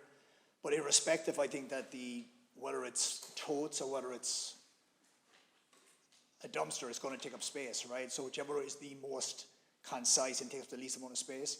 If we can get larger totes into an area where there would be normally a dumpster, if we can get a third-party contractor to pick up the totes, then I think that's a very feasible situation that we would work with the city on getting that instituted. Yeah, one thing that comes to mind is on Florence Street, there's some buildings that were done there, and they used the totes that were a little bit smaller than a small dumpster, but they had a couple of those for, I think there was like 30 some odd units in there. So that certainly might be an option. And where Yeah, exactly. Where a tote isn't considered a dumpster, it might be fine where you've got it mapped out on your plans. Yeah, and then assign the tenant base to specific totes, so there's a sharing functionality with regards to the totes themselves. I think we could institute a situation like that. Or something. So you're open to that type Yes, of working through that type of plan? whatever is going to work, that works for all parties. Obviously, that's what we're looking at. And while Michelle is talking, if I could take a second to just address the situation that came up earlier. I think a lot of this comes down to the fact that there's 2 things here. I think there was a misinterpretation of the word gentrification. I think that the word I used was genre.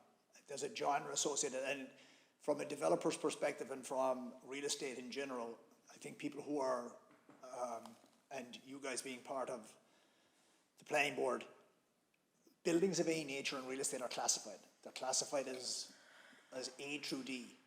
That's the situation with regards to the classification, and that classification is associated with the economic cost basis of building those structures and based on the income stream that comes in order to facilitate making that a feasible situation. So my intent here tonight, and I want to make it very clear, I'm not referring to any situation of gentrification by age, by race, by ethnicity, or by anything else. My situation here is strictly addressing the economic viability of a project. And how we do our projects is the project we're putting together has a certain cost associated with it, and that cost associated is linked to the Class A income generating, the economic impact of that from that financial perspective. That is the only intent. I want to make that very clear. I think some people here I come from a working class family. I came from Ireland, I'm an immigrant. I came here with nothing.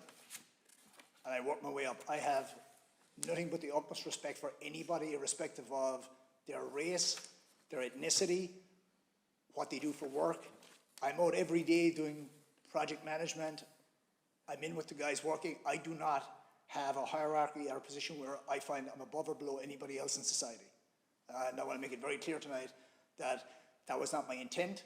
I hope they'll speak to some of these people, because when somebody comes up here and says, I'm a Class C building or a resident, I hope that is not going to impact your tenants. That is not what we're talking about. I think people can come up here and come before the board, and they can be transparent or non-transparent. I'm a very transparent person. I'm talking about the economic impact of what we're trying to do here. It in no way whatsoever is related to anything else. It's basic, the cost of my construction project and what I have to do afterwards in order to make that work. If that doesn't work, we understand that. Somebody could come in here and say, I'm gonna throw something together here that's a Class D project. I'm gonna spend 25% of what Voltic Realty will spend. I'm gonna have a box building that's gonna sit here, and I'm gonna be able to have a situation where I can have tenants paying $1,200 a month, but it's gonna look like an eyesore, and it's gonna be a problem for the city, because the way I manage it, I'm not gonna be putting the time in to make sure it's managed properly. So again, I just want to get back to the fact that this is strictly economic in perspective, and that was what my only intent was to get across, was to sort of look at the business plan and what the capital expenditures on putting a project on that site that's represented conceptually by what you have before you tonight, and on the back end, what's needed to support that, because there's a lot of debt involved, there's debt servicing, there's obviously the city is going to come out and reassess new taxes, which are going to be substantially higher than what they are right now, which have already been increased based on the acquisition price, which we can't control. It's controlled by the market factors. We'd all love to be in a situation where my first property I bought in Malden, I bought a two-family for $131,000. My land cost on this project is $136,000. So we're in a different time period, and unfortunately, I think I'm just trying to get across and educate people to the fact that whether people say it or not, there's an economic viability to whatever's being built. And therefore, if you're going to control what the income producing capacity of that is, then there's going to be a moderation or a justification on the CapEx expenditure in order for it to survive. So that was basically my whole intent tonight here and how I addressed that issue. Okay, thank you. Thank you for clarifying that. One last question I have for you. While we're waiting, Michelle, how's that coming? I have the information. Okay, well, let me ask my last question, and then you can Yeah. present what you've got. Has the council seen your landscape plan? Sorry? Has the ward council seen your landscaping plan? I believe so, yes. And there's one other thing I want to address on that, is one of the things that came up here, and the councillor addressed it, is the two trees that he's talking about on the side of our property. I think my wife already spoke to him. They're not on our property. One of the things that we were discussing with those neighbors was regards to the acquisition of a strip of property from them in order to facilitate getting the 11 units. Part of that discussion was about landscaping their side yard, and those trees, because of the species of what they are and the fact that they split heat very easily in wind and they can cause issues with, we've already had issues with our neighbors on the back of Mount Vernon Street where they've split during high wind and came down and damaged vehicles. So one of the things we had suggested was, if we can get a deal together, as part of that compensation for you, we will take those trees down if you want it. We'll be landscaping here. We'll put 2 other trees in instead of them. Because that didn't happen, we're no longer paying to remove those trees which are not on our property. So those trees are going to remain in place.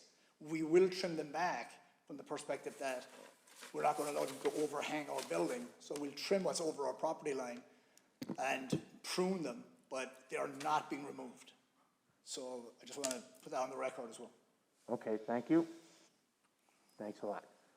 Michelle, you want to Yes. Tell us what you found. Yes, I did have a online conversation with Nelson Mill, the building commissioner, who's the zoning enforcement officer. He also worked on the drafting of this. He is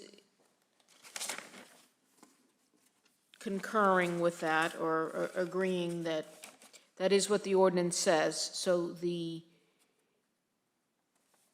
mandatory affordable housing units are based on the total number of dwelling units, excluding any that's allowed under the incentive provision. So it would exclude the 10th unit, but it would include the 9th unit.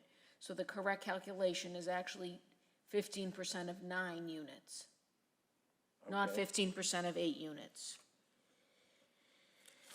So that means it's 1 unit, 1 entire unit, and 0.35 is the fractional percentage. So that means that is a different number. It is not 360,000, it is 405,000. The only other, if there's any question or concern about that, the only other thing I could think to say is, if you do not feel comfortable putting in a number, we could just put in the condition that they make the one-time cash payment to the Affordable Housing Trust Fund as an alternative method of compliance in lieu payment in the amount for the required affordable housing units. Yeah, no, I think we should do that. So, because I'm not trying to cause if trouble there's here, but, if there's confusion about how the Yeah. calculation should be done, yeah, we can accomplish it by saying that they need to make it, and then get the appropriate people involved right, to right. make the calculation. Right, so they're doing the in lieu payment for the required affordable housing units. I believe it's, now I'm looking at this, and based on what my conversation was, it's 1.35, it's not 1.2. 1.2, so maybe we're better off just to say that. We won't put the number in, and then we can have the conversation afterwards. They will need to comply, so whatever that ordinance Yes. says, they need to comply. And I don't think that they're questioning that they need to comply, but honestly, this is a brand-new ordinance, and that we actually told them that a couple times. This is our first time Right, no, administering it, that's so understood. we're not That's it. trying Just to, make the change in that word. yeah, we're not trying to be, Right. okay. Okay, Okay, can you so- take us through your recommendation? So the findings you must make to grant a special permit, any increase or creation in violations of dimensional controls or parking requirements will not be more detrimental to the neighborhood. So that's the first finding. Second finding is that the residential use is in the interest of the common good. Third would be compliance with the requirements of the inclusionary zoning ordinance. And fourth, the extension and structural changes of the pre-existing nonconforming building are not more detrimental to the neighborhood. So if you make those required findings, and those are for the 3 different sections that you reviewed this under: multifamily dwelling and neighborhood business special permit requirements, extension and structural changes of pre-existing non-conforming property, and also the inclusionary zoning ordinance. So you're seeing this under 3 different sections. You would be granting 1 special permit. They filed 1 application covering all 3 sections, all 3 required special permits. So the recommendation is to grant a special permit subject to the following conditions. 1, all development shall be as per plans except as modified by these conditions. 2, the maximum number of bedrooms is 11. 3, basement may be used only for storage and utilities, no residential living space is allowed. 4, no balcony, deck, or porch may be enclosed. 5, which we have to talk about, no permanent dumpster is allowed. Well, you still may want to say no permanent dumpster is allowed. And I guess I could recommend trash, recycling shall be stored in totes. I guess they're called totes. I'm thinking of what Gatneri had over on Florence Street. Yeah, they were basically like large They were like totes, 3 yeah. or 4 times what a normal tote is. Yeah. So, And they do had you- 2 for that big building they had. yeah, do you have a concern with the location of the trash on the property line, or you're okay with that? Well, you said totes don't qualify as dumpsters. They don't, but I'm just so- asking you, Yeah, right, no, right, no, okay.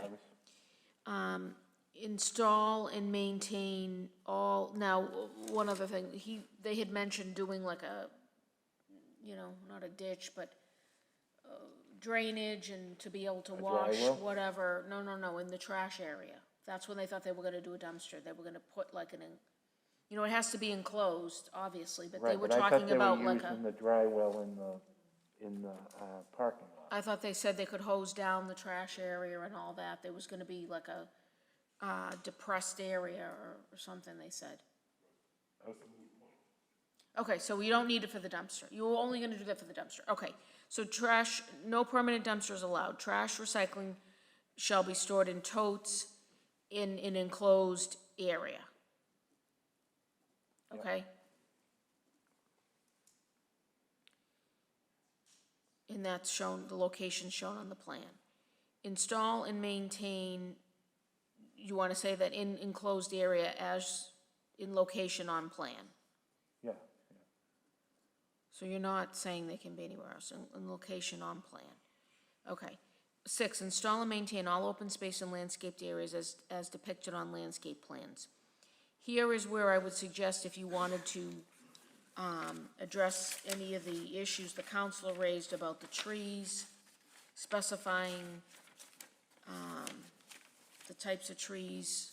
I think it was 4 shade trees. I think there were, again, when I looked at the plan, I thought they were keeping these existing trees, because it says existing. Are they on their land? Protect existing tree, that's a sidewalk tree, yes. No, that's not.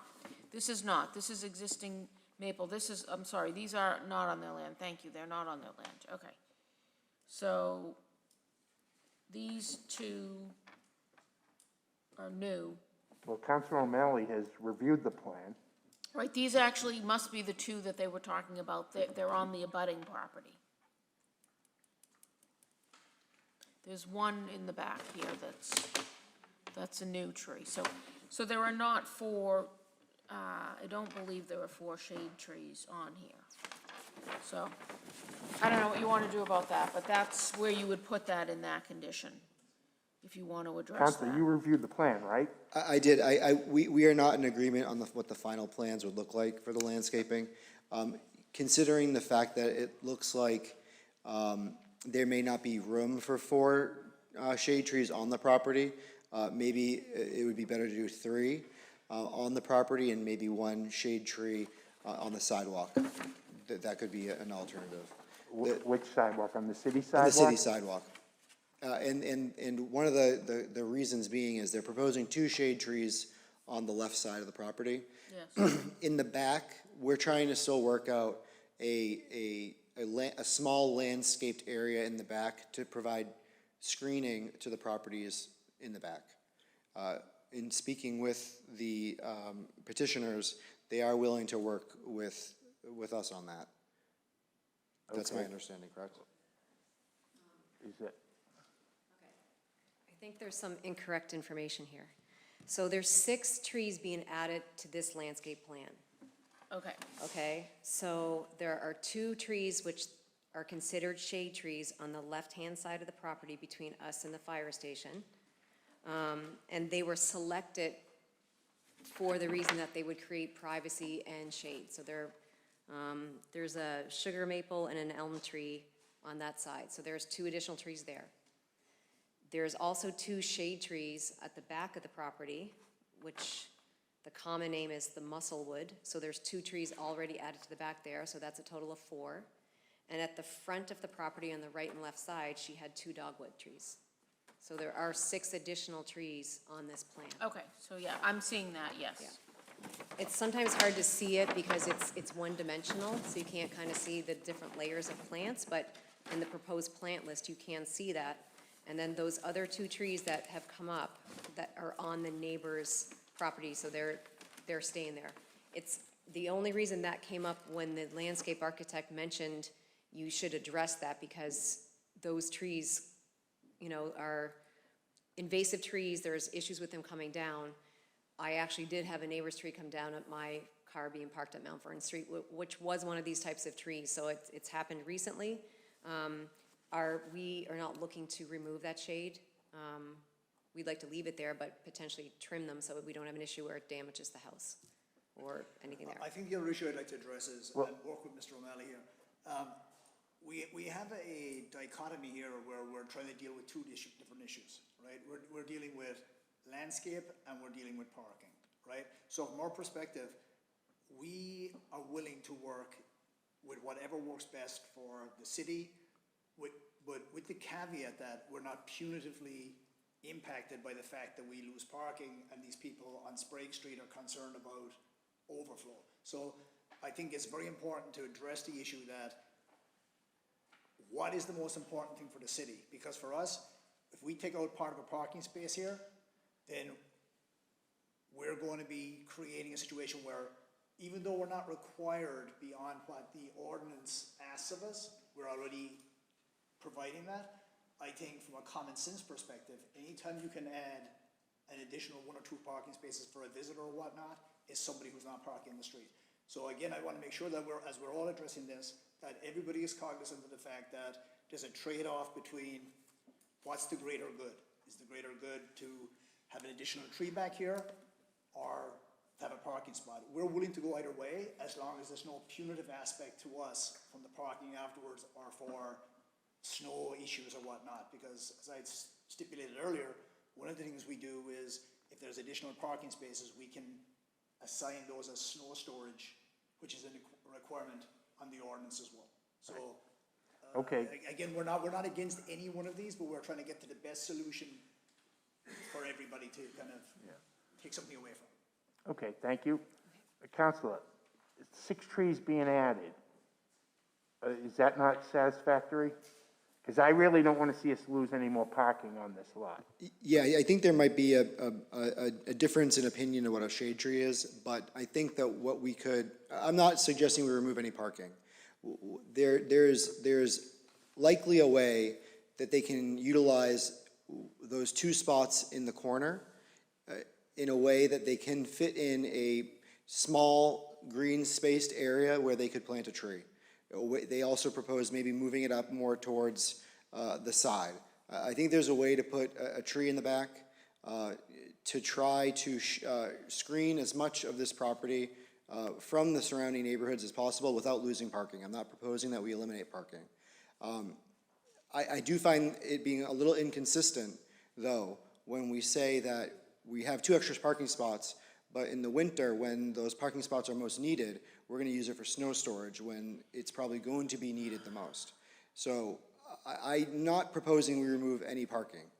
I'm saying that I think there's a way that we can incorporate a little bit more green space in the back corner to provide shading, and this is something I've heard from the neighbors in addition. So that's where I'm at, and I'd So this appreciate is the neighbors assuming that that can be added? Say Or that. is it because of your analysis of the parking and landscaping plan? Or is it neighbors are saying that, oh, they can fit it in there? It is in part with the fact that the neighbors would like to ensure that there is adequate green space on there.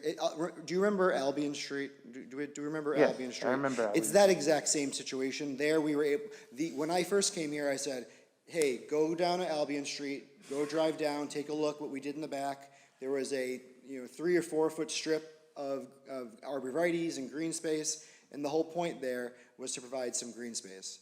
That does not fit here, so the compromise that I was able to work with the neighbors is, well, what about a small portion in the corner where it's most needed in the future? There is currently green space in the back. Those trees are very mature, they might come down.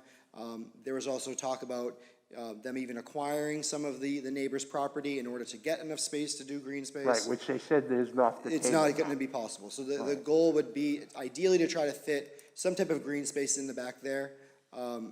Obviously, I'm not looking Do you not agree that the plan already has a lot of green space on it? It's really about where the green space is going to be located. And then also there was the whole talk about whether or not those trees are going to be removed or not. Okay, so the trees aren't gonna be removed. We decided that because it's not on their land, right? Is that Yeah, the ones you're I talking don't about? think, I mean, we've heard that tonight. I don't think we know for a fact whether or not those trees are gonna be removed or not. Well, they can't control if the neighbor takes them down, Understood. right? Yeah, I think there's a disagreement in terms of that. I would appreciate there being some green space in the back. Thank you. Thank you. Yeah, so on that note, and I think I did gloss over this, Oh, hold on, Counselor, the city planner's talking. so the screening area should be 3 feet in width. It's not 3 feet in width, to my knowledge. They can do fencing or foliage. So they're proposing fencing in the back, not foliage. And I don't believe it's 3 feet in width, so you'd have to, allow that. It's not now either, so you'd have to allow that continued nonconformity on that. And then I just got some more information about the affordable housing, Okay, inclusion. we'll come back to that. Let's wrap up. Counselor Yes. Malley, can you come up here for a second? Yeah. Can you come up here for a You second? can give please? him this if you want him to see this. Yeah, what I want you to do is point where you're talking about this green space, because In the in my back mind, corner. there is a lot. I'm thinking that you want it down by your shirt. So the proposal. So you want it that back we here. could do these could be for small cars, how there's The compact cars. And I figured that they could fit a small strip of green space here. They mentioned maybe fitting one over here. They said that there was ways that they could make this work. The petitioner did or the neighbors The did? petitioner. Okay. At least that's the email I have, and I can forward to you if you'd like. And the goal is to try to get some green space back here in case something happens to the green space over here and it's no longer being shaded. Right now, the only real screening is happening from the neighbor's situation. But, 15, 20 years down the line, I want to make sure there's something there to screen it a little bit from this parcel here. Similar to Albion Street. Okay, Oh, sorry. yeah. Okay, thank you, Counselor. The one additional thing I wanted to say, toters and dumpsters, we have a massive rat problem, and I don't think that toters for trash are the ideal circumstance. I just walked to move my car, and I'm not sure if you've ever seen the toters on Exchange Street, but they do not keep the trash in the toters, and the bottoms open up and the rats go inside and they have a feast. So ideally, covered barrels, maybe a toter for recycling would be okay, but really garbage and trash should be in a covered barrel of some sort. Has Florence Street replaced their toters with dumpsters? I'm not familiar with that, but I'm assuming that the fact that they are along the train, they already have a substantial rat problem. This is in a residential neighborhood, and particularly some of the large apartment buildings along there that do have dumpsters and toters, rats will make nests all around that. The parcel already has a rat problem. There are rats in the building. They're working on that. They might have actually eradicated them. The last thing I want is for there to be a worse rat problem because there is now a dumpster or toter where there wasn't. Thank you. Okay, thank you. But isn't the tote just a giant trash barrel? But I thought it was like our trash barrels, It looks but like a it's plastic giant. dumpster that's not as big, Okay, is what it is. well, maybe, I'm sorry, what's that? No, the ones on Florence Street are. the ones on Florence Street look like a version of the Malden ones, but they're like 4 times the size. Right. It's a lidded, so we'll put that in lidded totes, Okay, in covered totes. okay. Eric Henry, you had a question. Mr. Chair, it seems like we have a difference of opinion. Ma'am, from your perspective, how many mature trees will we lose? There's only one tree that's at the front of the property. It's being replaced by 5 additional trees, so there's a total of 6. Okay. And like I said, we're, at Mount Vernon Street project that we just did, we got rid of parking spots to add landscape. So I do not like the look of a complete paved lot up to a fence. I love the look of green space, so it's something that we do at every place that you know, that we develop, we add green space everywhere. I love the look of that. It is impossible to do a tree in the back left-hand corner of this property in the size that he's suggesting. So you cannot, like, one of the things when I met with Councilor O'Malley, he was complaining about the city pear trees in the sidewalk because they have to be left root-bound in that size so that they don't get any bigger. And he said there's an issue with those trees dying. In the back of the property, if we choose to add a tree there, we're not opposed to it, but we will lose that full spot number one. So there'll be a full spot gone to that. And as far as the neighbors looking for the trees, there's only one neighbor that didn't bring it up with me in person, but put it in the letter that is to myself and Michelle, and it says, quote, that her reason is to block some of the noise from Salem Street, is what she is looking for that tree to block noise. There's a lot of shade trees already on her property, and that's the parking lot only abuts her property at the back. But if we can get rid of a parking spot, we have no issue putting that tree in. But I don't agree that there's not enough trees or landscape on the property, and it needs like 5 additional trees in addition to what we have here. And if I may just add, this is not coming from us. Tomorrow I consulted in deference to Mr. O'Malley, because he's very educated with regards to trees, plant species, whatnot. He's very, very educated on that. We addressed it with the landscape architect, and the one thing she had said was, you are not going to be able to utilize these spots for compact cars if you put any sort of a tree in them. You have got to give up that space in order for the tree to be healthy and to be able to have the proper root growth and structure. You have to give up that full parking space. You can't put it into a tiny part of it and expect it to grow and mature. So again, it brings us back to the fact of parking versus greenscape. The other situation, and again, I agree with Mr. O'Malley, we're great advocates of green space. It's very important. To me, I would see if there was somebody advocating for more green space along the side by the fire station, which has no green space at all. And the garage is coming down, and one of the things I had suggested was that garage is coming down from the neighbor. That's a good location to put some green space. But, and again, I understand Mr. O'Malley's concern about looking into the future and worrying about what's going to happen with the neighbors lot. Our abutting neighbor to our north has phenomenal open space. There are an abundance of trees and shading in that location. So I make the analogy that adding additional green space there is similar to if you have an issue with trash at 7-Eleven, which we deal with, and putting a trash can next to the trash can that's already sitting outside their front door. You're better off putting that trash can down the street where you're getting a diffusion of utilization. So again, I look at that lot, and if you look at the high screening that's already provided along that lot line, it's already in provision, full provision by our abutters. I'm not saying we're providing it, but it's being provided in that area. So again, if you look at the lot in general, the westerly side is the area that, if you were looking at it from the perspective of additional shade, that's where you should be looking to put shade, not on the back that's already provided, especially if it's going to impact cars. Now again, we're willing if the city wants us to do that, as long as there's nothing punitive against us. But again, the neighbor at the back is a resident of Sprague Street. She's already, after addressing in her letter, that she doesn't want to impact her neighbors from parking. So I'm kind of torn to that in her letter. She's looking for noise control screening in our lot, even though she's got substantial trees herself. Yeah. And she's putting into, and she's also putting into the situation that she's cognizant of her Sprague Street neighbors having their street parking affected by taking away 1 or 2 parking spots from this project. Thank you for your answer. I appreciate your answer. Thank you very much. Eric, is your question answered, or? Yes, that specific question is answered. Okay, thank you.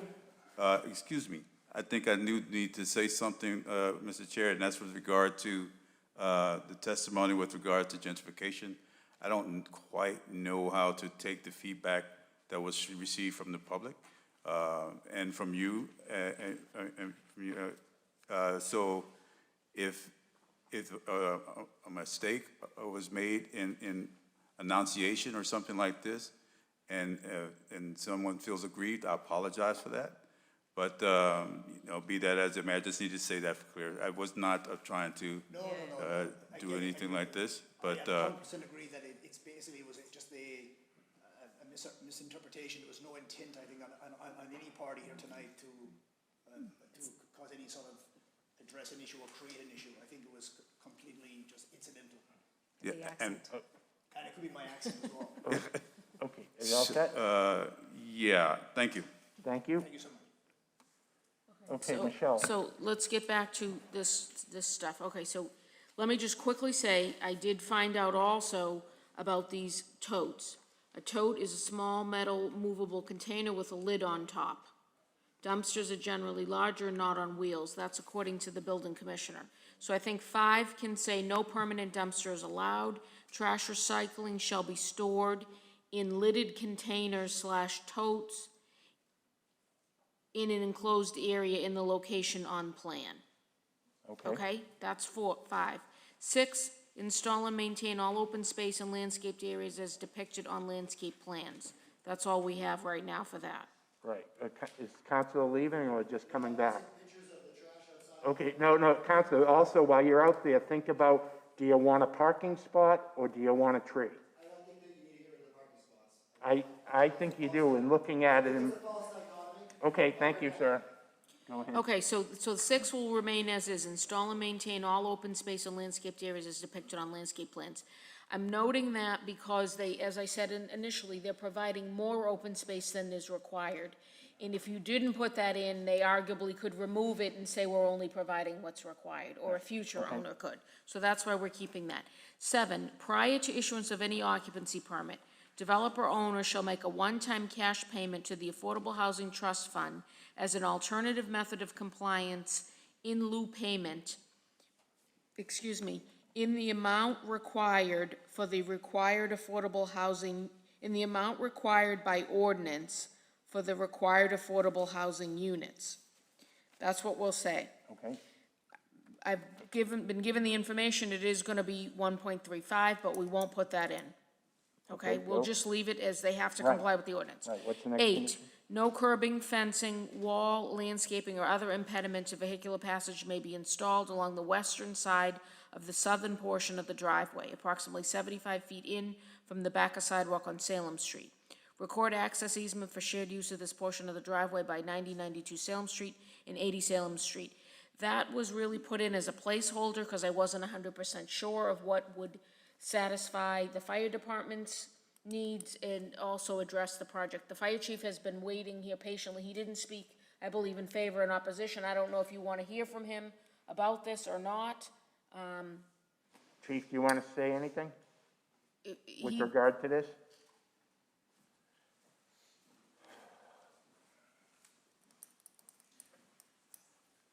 Good evening, Chief of Department Sullivan, Malden Fire Department. I've met twice with the petitioners. Both meetings went very well as with Eric Rubin.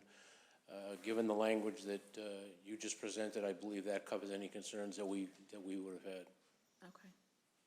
Okay, so you're all set, Chief? Yes. Okay, thank you. Yeah, I just wanted to confirm that. The only thing that's not in here is this issue with grading and, Okay, Eric, what would you like? Sign in? I'm sorry. Yeah, we'll get him signing. we didn't, they did bring up this idea of the grading and whatnot, so I don't know if this precludes any of that, addressing the grading, or maybe we should add to this, grading differences may be addressed, or something like that.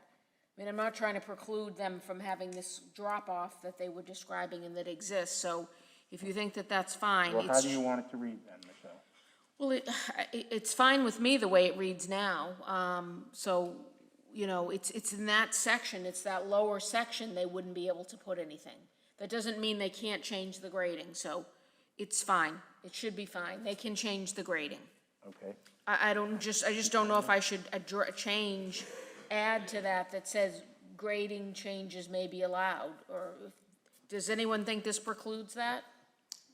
I No? don't think so. Okay, so then let's leave it. No, No? No, that's it, thank you. Okay. Go ahead, Michelle. 9, install, repair, or Just sign replace it. sidewalks and driveways and perform necessary incidental work adjacent to the property to the satisfaction of the DPW director. That's a standard condition.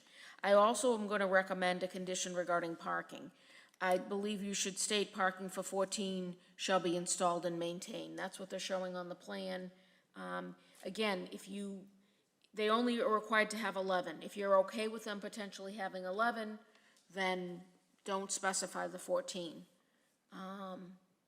I think you should, but, Well, I think we should specify a number. yeah, One, because they said they were gonna use some of it possibly for snow storage when needed. And then this whole idea of when a motion is made, if someone making the motion feels strongly that we should sacrifice a parking spot for a shade tree in the back, that should be made as part of their motion. okay. And then 11, I was going to recommend a condition regarding snow storage. That wasn't clear to me. Some of it sounds like it's going to be stored on site, some of it might be removed from site, and I definitely don't think it should be in a designated parking spot. So, it can't be according to ordinance for the required parking spots. The petitioner was correct when he said the extra spots he could technically use for that, unless you designate that they must be parking spaces. So I think it either should be, you've done this occasionally on a petition, plowed snow is removed from site, if there's no place to put it. I don't think it should be put into a parking spot.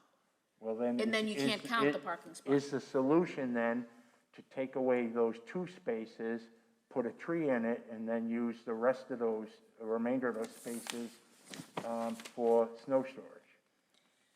Well, I don't know, snow storage would need to be 560. Typically, that's why you have that 3-foot screening area as well. It should be adjacent to the spots, but let me quickly look here. 8.5 times 17, so each spot is 144. So even if you took 2 spots only take up 290 square feet. You need 560 square feet. Okay. so If you are going to have all 14, again, that's based on the 14. It's 40 square feet per spot. So, of snow storage area, so it's 560. If you reduce the number of spots, you reduce the amount of snow storage. For 12, it would only be 480 square feet, so the 2 spots aren't gonna do it all for snow storage anyway. I think based on it's up to the board, but I wouldn't recommend you removing parking. Well, I don't like it Yeah. either, but to help accommodate what Council O'Malley's looking for, and if that was a way to get the snow storage also. I don't think it'll get you the snow storage anyway. Okay, so we don't So get. I don't know what you wanna put for snow storage. I think you could say snow storage, plowed snow shall be removed from site. You could put that, you've put that occasionally on these properties where there's not room for snow storage. Again, this isn't shoveled stuff from the things, this is plowed from the open parking spaces. Right, okay. We could say plowed snow may be removed from site, may not be stored in parking spaces. If they find another place to store it, they can do that. Seems pretty mapped out with parking. And the landscaping and this is like the handicap ramp here, Right. so.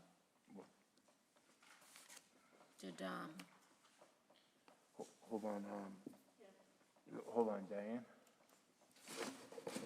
We never addressed the accessory building that's too close.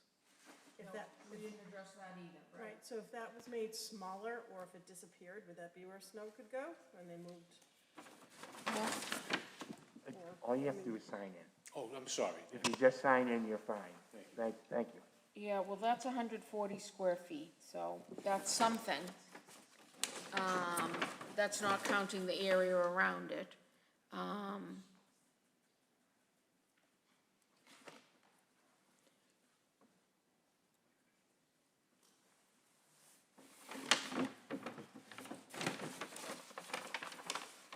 mean, again, I think maybe, you know, you could just give them the option to say it may be removed from site and may not be stored in parking spaces, and then it'll be up to them if they can, Well, that, he did represent that if snow backs up, he's gonna have it removed from site. He said that earlier. okay.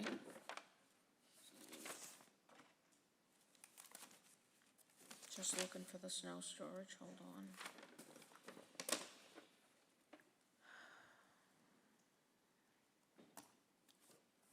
It can't be the area designated for parking spaces, walks, or driveways, or areas planted for shrubs, ivy, trees designated for screen or foundation planting, and must abut the parking area which it services.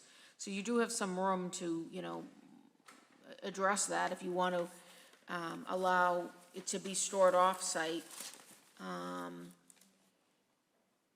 I would recommend that snow plowed may be removed from site.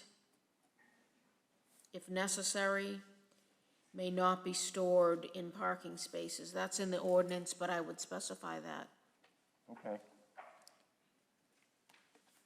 So that'll give them the option to figure out what to do with it.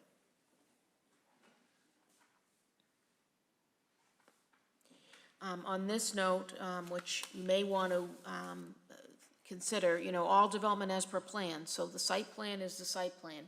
If you want to give them any latitude to reconfigure any of this, you know, I would say you want to do that. So 10, whereas the condition I recommended is parking for 14 shall be installed and maintained. Normally that would be as per plan, but you may want to say site plan may be, you know, modified. If they can change the parking configuration and somehow get an area for snow storage, you wouldn't not want them to do that. So it's up to the board. I don't know how important you think this is. Giving them flexibility to change the site plan to possibly accommodate, the parking layout. It would say parking layout to accommodate snow storage. I'm more comfortable with that than saying they can just change the plan. Right, okay, so 10 would be parking for 14 shall be installed and maintained as per plan. Parking layout may be modified to accommodate snow storage on site. But then actually, we can actually have that all part of the same condition. Snow plowed may be removed from site, may not be stored in parking spaces. Okay, so that'll be one whole new condition 10.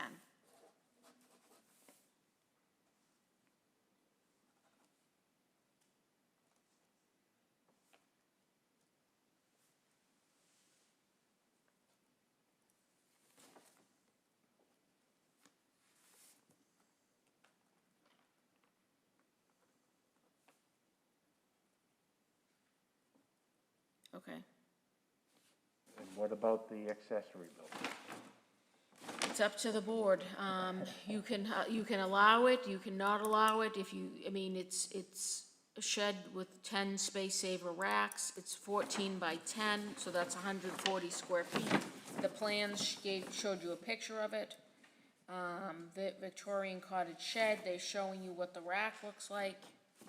I don't know if you think it should be smaller or bigger. I don't know. Okay, then, It's showing the lines in here where the racks are, so. okay, what we need to do then is whoever ends up making a motion needs to address what the intention is for the cottage, For the what? that cottage thing. That's what they called it, Yeah, a bicycle cottage or yeah. Well, it's an accessory shed for bike storage. I mean, that's the other question. If there's no bike storage, can it be used for other things? Are you allowing an accessory shed for anything, or is it only for bike storage? Well, I was thinking it was for bike storage. Okay. I mean, I don't know what does anyone else? you know, have a thought, I thought it was for bike storage, that's what they purported it to be. So then we'll say accessory shed, we should say that shall be for bike storage only. Okay? You're fine with the number and the size in the location? I am. So that would be condition 11.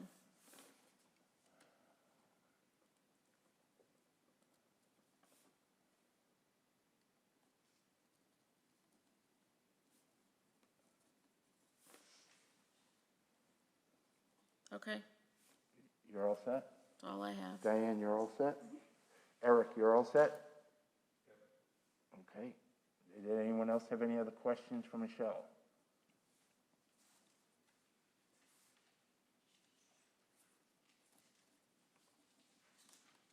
Can I just clarify which things were changed? It was number 5 was Oh, please modified. speak in the microphone, Oh, Diane. sorry. I just want to confirm which numbers were modified. Number 5 was modified. Yes, number 5 was modified, Number so, 7, okay, do you And want then- me to tell you how it was modified, or you just? No, I know okay. they were modified. So I just 5 wanna- was modified, 7 was modified, and then we added new 10 new 10 and new and 11. new 11. 10 includes parking and snow storage. 11 has to do with the accessory shed.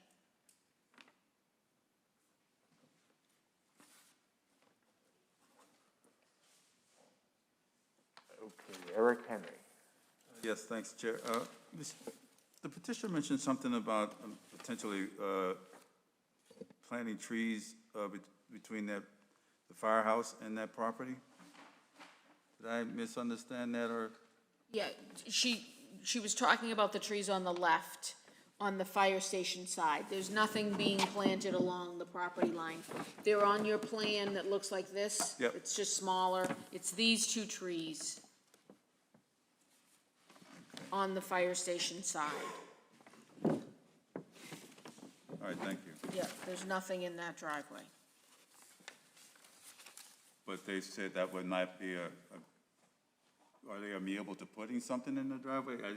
No, they don't. We don't Okay. want them to put anything in the driveway, otherwise it will impede access. Thank you So very much. you put that in as a restriction.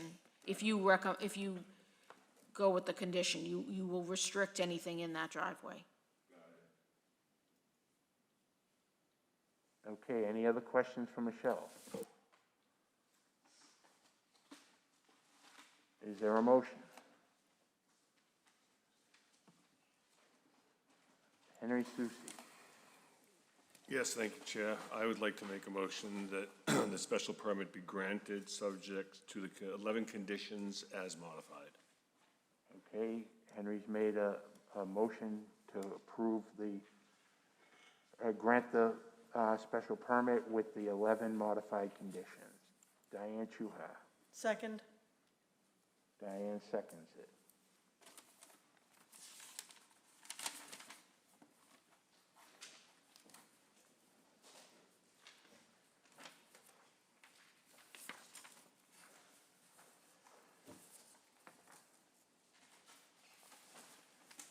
Okay. No, let's see, we're gonna go Ms. Chuha, Charlie Ferguson, I can do almost all of them. Okay, go ahead. Diane Chuha, yes. Charlie Ferguson, Yes. Tawada Gabor Salasi, Yes. Risa Gray, Yes. Patrick Hayes, Yes. Eric Henry, Yes. Henry Susi, Yes. Chuck Ioven. Yes. Petition's been granted with conditions.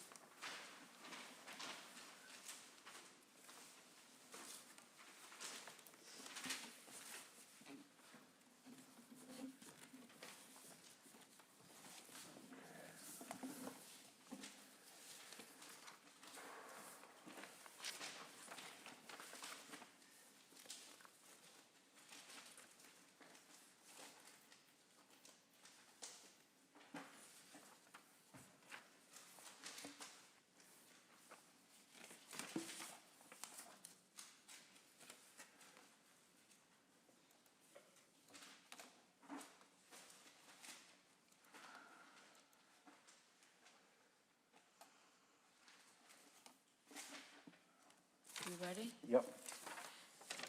The Malden Planning Board will hold a public hearing in the Herbert L. Jackson Council Chamber, Malden City Hall, 215 Pleasant Street, Malden, Mass. At 7 p.m. on Wednesday, May 11, 2022, on the petition of Maisha Jacob and Marguerite Pierre N.P., doing business as Revive Medical Aesthetics and Wellness on behalf of 100 Maplewood Street LLC, permit application COO 043500-2022, seeking a special permit under Title 12.12.030 of the Code of the City of Malden to allow medical center use of property in the Industrial 1 zoning district, namely a medical aesthetics and wellness business in one storefront space of the building at the property known as a numbered 888 Eastern Avenue, Malden, Mass., and also known by city parcel ID 127433302. Thank you very much, and I see the petition is here. Thank you for signing in, Counselor.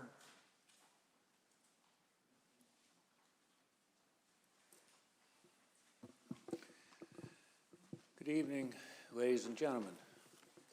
My name is Thomas Callahan. I'm an attorney with offices at 1 Center Street here in Malden. I represent Maisha Jacob, who is in the gray, and Maggie Pierre, who's in, is that orange, Maggie? That's orange. They're starting a new business as Revive Medical Aesthetics and Wellness, LLC. It's a limited liability company venture ready to start up at suite number 6 at 888 Eastern Ave. You may also know it as 100 Maplewood Street. It's a relatively new, I guess you call it a strip mall, with parking in front at a fairly prominent corner here in the city. We are seeking a special permit for medical center use in this Industrial 1 zone, which requires a finding that the use is not more detrimental to the neighborhood, and I think we can make a very effective case that the use is not more detrimental to the neighborhood. First of all, allow me to describe the business of Revive Medical. Although Maggie and Maisha are far better equipped to explain the details of the techniques or the processes or what have you, and they'll certainly be available to answer any detailed question. But I'll do my best to try to briefly describe in a very general way their business. Several of the procedures are considered medical, giving rise to the designation of the business as a medical center. Although they are minimally invasive procedures, again, still medical. Maisha is a licensed esthetician who will be providing cosmetic services, while Maggie is a nurse practitioner qualified and trained in these medical procedures and is quite capable. Revive Medical intends to provide the following services in summary form: facials, dermal fillers, Botox injections, which I think we're familiar with, laser hair and tattoo removal, intravenous hydration therapy, eyebrow waxing, skin rejuvenation, and also there's going to be a virtual wellness component where they'll focus on providing clients with education on stress management and self-confidence, as well as learning sustainable wellness tools for a healthy lifestyle. Presently, Maisha and Maggie are the initial employees of this Revive Medical. And going forward, they expect to be the only employees. It's a relatively small suite, 950 square feet. And there's just 2 treatment rooms and one waiting room by the door, so that they each have their own treatment room, and they'll be greeting patients or customers as they come in. They don't anticipate the need or to take on the expense of having somebody solely greet the customers or the patients. Revive Medical entered into a lease with the owner of the property, and the lease calls for 6 parking spaces to meet the medical center requirement. That is 2 more than the usual tenant in this particular commercial setting, which would be retail sales or retail services, which only requires 4 spaces.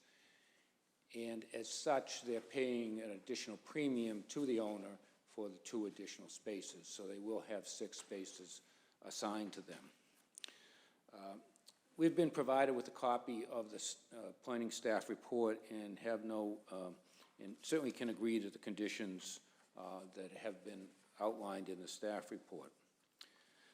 Next, I'd like to just discuss briefly the property at 888 Eastern Ave. It is 31,500 square feet. It was built out recently in 2021. I think probably all of us have gone by and seen the construction as it's gone on. The property did receive a variance from the Board of Appeals for side yard setbacks, and it also received a special permit from this board for ledge removal prior to the construction. The occupancy by Revive Medical will not alter the footprint or change any of the dimensional requirements. I just want to be sure that's understood. After a need for a revised site plan because of the discovery of some loading space issues, there are 40 spaces on the site right now. There are several, there's 2 suites currently completely vacant with no intended tenant. That would be number 8 and 9, and number 1 and 2 were intended to be a beer and wine store, but of course a beer and wine store needs a liquor license, and there has been some history there already, and the liquor license is under appeal, so it's unclear whether that tenant will ever actually take occupancy of the space. But in conclusion, I'd state that Revive Medical Aesthetics and Wellness LLC is a creative business to servicing our diverse community with a variety of services. And with the building previously permitted and the appropriate parking spaces provided, I would suggest to you that it is not more detrimental to the neighborhood and is not in conflict, certainly with the surrounding land uses, and is in the interest of the public good. And with that, I will close, and for Maisha and Maggie, I thank you for your attention, and we're certainly, of course, available to take any questions. Thank you, Counselor. I actually just have a couple questions, and it's not about this, necessarily about this use. I'm in favor of the use. I do have a couple more general questions about the lot of the site itself. I was looking at the listing, and they had pictures of the basements. The basements seem to be built out very well and very finished. And I know that it's being billed as the 900 plus square foot locations, but underneath that in the basement there's another 900 feet. How is that being handled by the landlord on how they control the use of that? Well, first of all, in the leasing, it's made clear that the basement is for storage only. And then the lease has a very specific provision as well that there is no provision for occupancy or any type of activity in the basement except for storage. So there won't be any break rooms, and there won't be any No, anything. it's strictly storage. That was, again, that's how it's been marketed, and the lease is quite clear on that as well. And if we find somebody who's using it, we'll certainly stop it right away. Okay, now it just seems to be a very inviting area to have things like, I saw a couple of tenants already, a salon, and there's some type of gymnasium use A at fitness business, yeah. at the end. And I could see where they had, they get the front door closed and say go around back. I could see where they could be tempted to use it, where they enter the back, go down and use the basement as a locker room, and then come up into the facility itself. So just got me thinking about how that's being policed and controlled.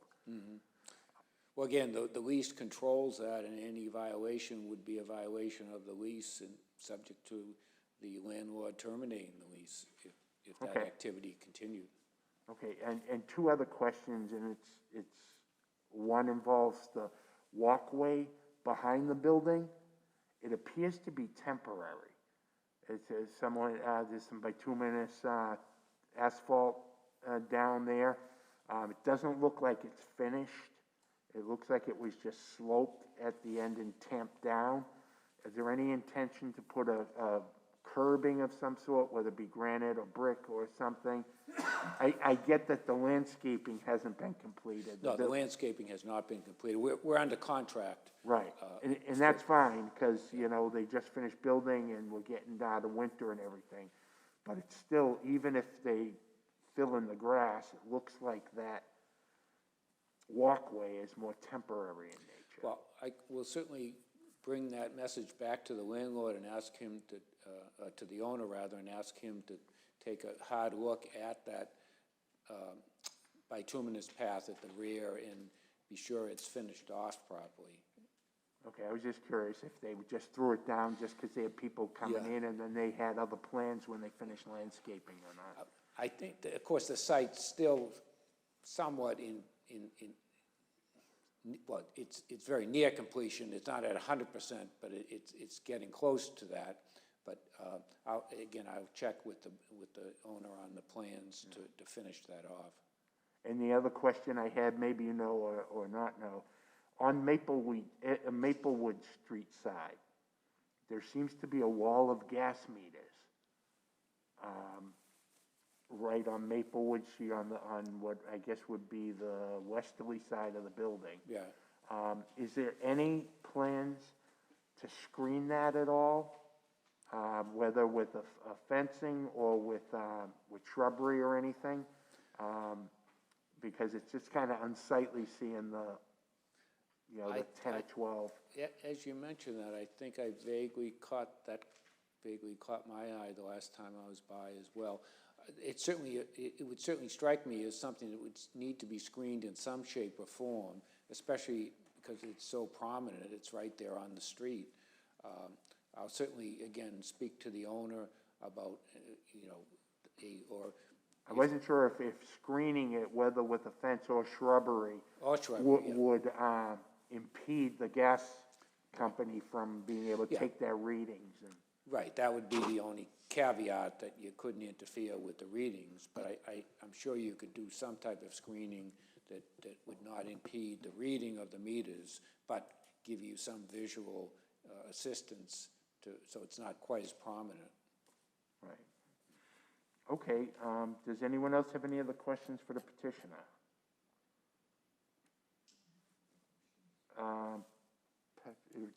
Tawadej Gebrselassie. Yes, thank you.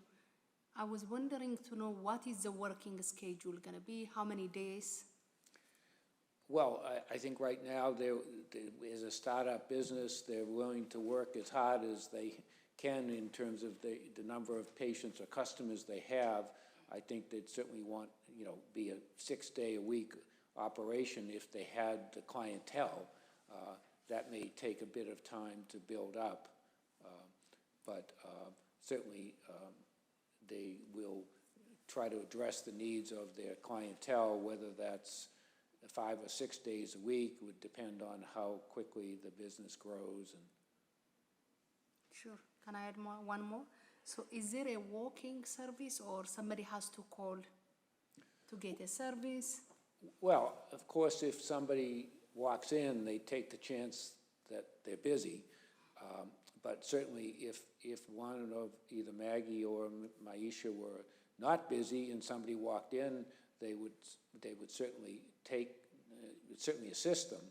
But of course, if they're busy with other customers or patients, then they can't possibly assist them. So. Okay. One more question. When I read about the medical procedure, what does it mean by intervention therapy? I don't know the medical term. What does it mean by The intervention? intravenous therapy? Yeah, I don't know. I'm gonna I need ask- like, I'm gonna ask Maggie. I was wondering to know. That's beyond my pay grade, so Yeah. I'm gonna ask Maggie. I just don't know. My name is Maggie Pierre, and I live at 52 Pearl Street in Woburn. So to answer the first question you asked, so as a medical professional, most of my client would most likely be booking online before they walk into the building for consultation, so it'll be a scheduled procedure. Rarely somebody could walk in just to get a brochure, get information, but it's not a walk-in service, just to clarify. It will be scheduled. Intravenous therapy is IV therapy, where clients could potentially want to have vitamin infusion based on deficiency that they're experiencing. But it's not something that we're exploring at the moment, but it's a possible service that is pretty common within this industry. Okay, so this kind of procedure, does someone require a prior authorization from medical, or you have to pay from your pocket? If I need like. Are you certain- asking if it's insurance-based Yes, versus I'm just curious. out-of-pocket cost? Okay, thank you, I'm all set. Yeah. Thank you. Thank you. Any other, Risa Gray? Thank you, Mr. Chair.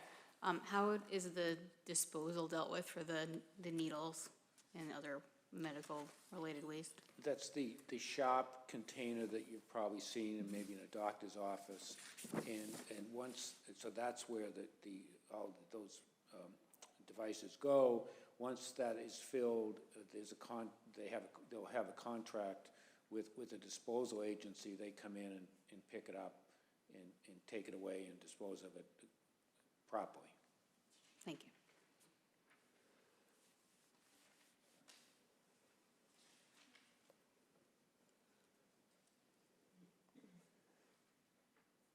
Okay, any other questions? Yeah. No one on this side, Eric? No? Okay, Michelle? Yes, thank you. On that same question that Risa was asking, so the medical waste, it's stored inside the building? Yes. Okay, is there any dumpster proposed for that site anywhere that you know of? I didn't see one out there. I'm not aware of a dumpster. I don't think proposed there's the room site. for it, but I was I curious. think that was part of the basement issue, that people could put their Okay. trash in the basement. Okay, but all medical waste is stored inside, okay. I had a couple other questions too, about the procedures. So which of the procedures actually, I know one of the women is a nurse practitioner, an NP, right? That's Maggie. Okay, thank you, sorry. So which procedures require a nurse practitioner to do and which don't? So, or do they all require? Well, go ahead, Maggie, you're better qualified. Thank you. So as a licensed nurse practitioner, I have the oversight. Some things can be delegated to staff based on the way it's written with the Board of Medicine and Board of Nursing. Any injections are typically done by a registered nurse or a nurse practitioner. So at the moment, that would be myself that would be doing those procedures. As far as the laser therapy, licensed esthetician is able to do that under the supervision of a nurse practitioner or medical director. Okay, thank you. And thank you. In terms of I noticed it said tattoo removal.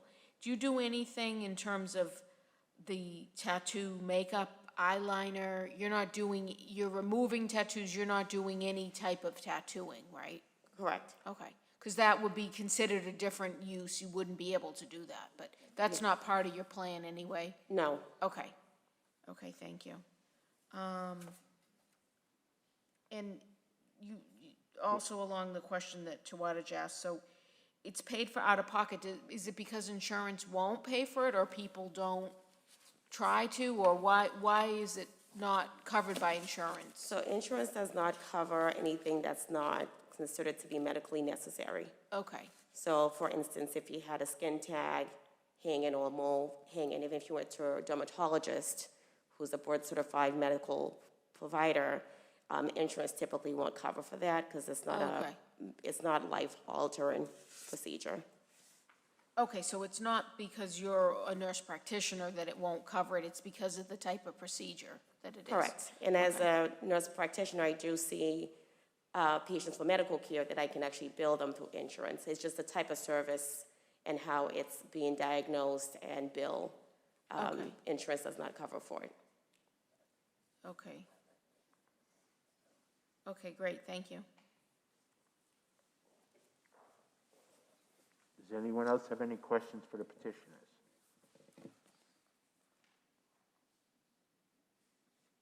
Counselor, anything else you'd like to add? No, thank you. Thank you very much. Thank you. At this time, I'd like to ask if anyone would like to speak in favor of this petition. Anyone to speak in favor? Michelle, do you have anything to read in favor? Yes, I have one email dated May 10th, 2022. It reads, I've spoken with a representative of this applicant, Maisha Jacobs of Revive Metaspa, about the plans for this business. This is regarding Revive Metaspa, 888 Eastern Avenue. My understanding is that the general day-to-day activities at the business will include 2 employees serving clients by appointment for treatments. As part of their lease, they have committed to pay for 6 parking spaces, while most tenants will be leasing 4. Given the relatively large parking area for this location and this business commitment to pay for 6 parking spaces, I am supportive of this request to allow a medical establishment in an industrial zone. Signed, Stephen Winslow, Councilor of Ward 6. And that's everything. Thank you. Seeing no one else that would like to speak in favor, declare that part of the hearing closed. Is there anyone that would like to speak in opposition of this petition? Anyone to speak in opposition? Michelle, anything to read in opposition? No. Thank you. Seeing and hearing no one else that would like to speak in opposition, I declare that part of the hearing closed. Do you have anything in general to read, Michelle? No. Very good. Can you take us through your staff report, please? Yes, this is the report and recommendation dated May 11, 2022. I won't read everything. It's incorporated by reference into this hearing. We heard about the property, about the existing tenants, about the size of the spaces, about the procedures that are done or that will be done at this proposed business. I've given you a list of the plans and information that was submitted with the petition. Site plan, building floor plans, also roof plan elevations plan, the unit floor plan, and also correspondence from the petitioner's attorney that describes the proposal. In terms of zoning and occupancy, the property is classified as part of the Industrial 1 zoning district. The proposed business is classified as a medical center use. Medical center is allowed by special permit in this district. Other existing or proposed business uses of the building, offices, general offices, recreation, for gainful business, retail sales and services are allowed by right in this district, excuse me. I noted this in my comments, or sort of, so the proposed business does not include practices classified as body art establishment. That would require a special permit as defined by ordinance. I've given you this definition here. I won't read this into the record unless you want me to.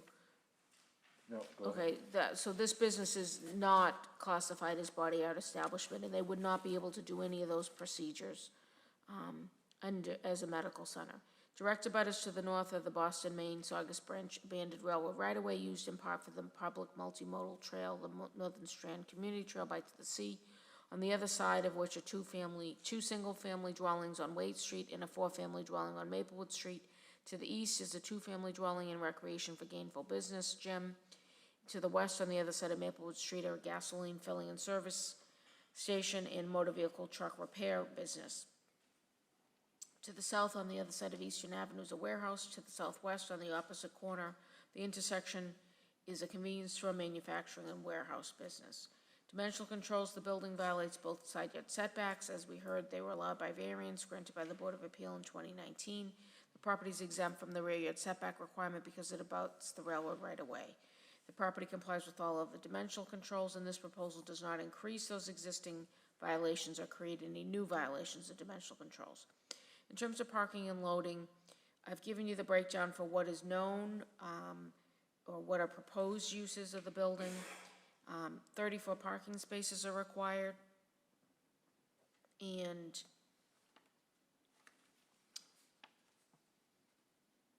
six loading spaces are required. This is just, I'm noting this, so 2 spaces are vacant, or we haven't been informed of what the tenants are, so that is, another,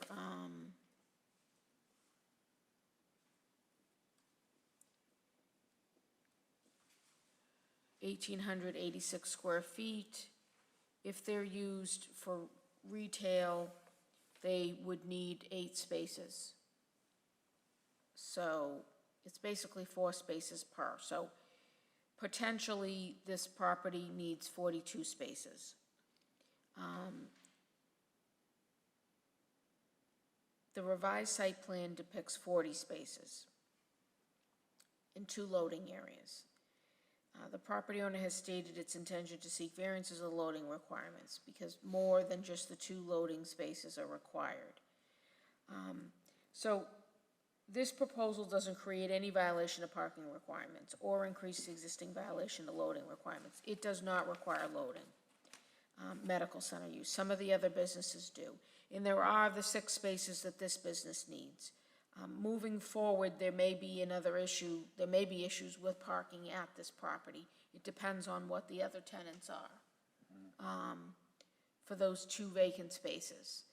At this point, they couldn't even be retail because they'll be under on the parking. They'll be deficient at the parking. I don't know if they're gonna actually seek variances of the parking as well as loading requirements. I'm not sure about that. So if they end up being uses that are allowed by right that don't require the 4 spaces per 1,000, perhaps contractors' use or something like that that's less intensive, it won't require additional parking. As of right now, it does technically comply with parking because those 2 spaces are vacant.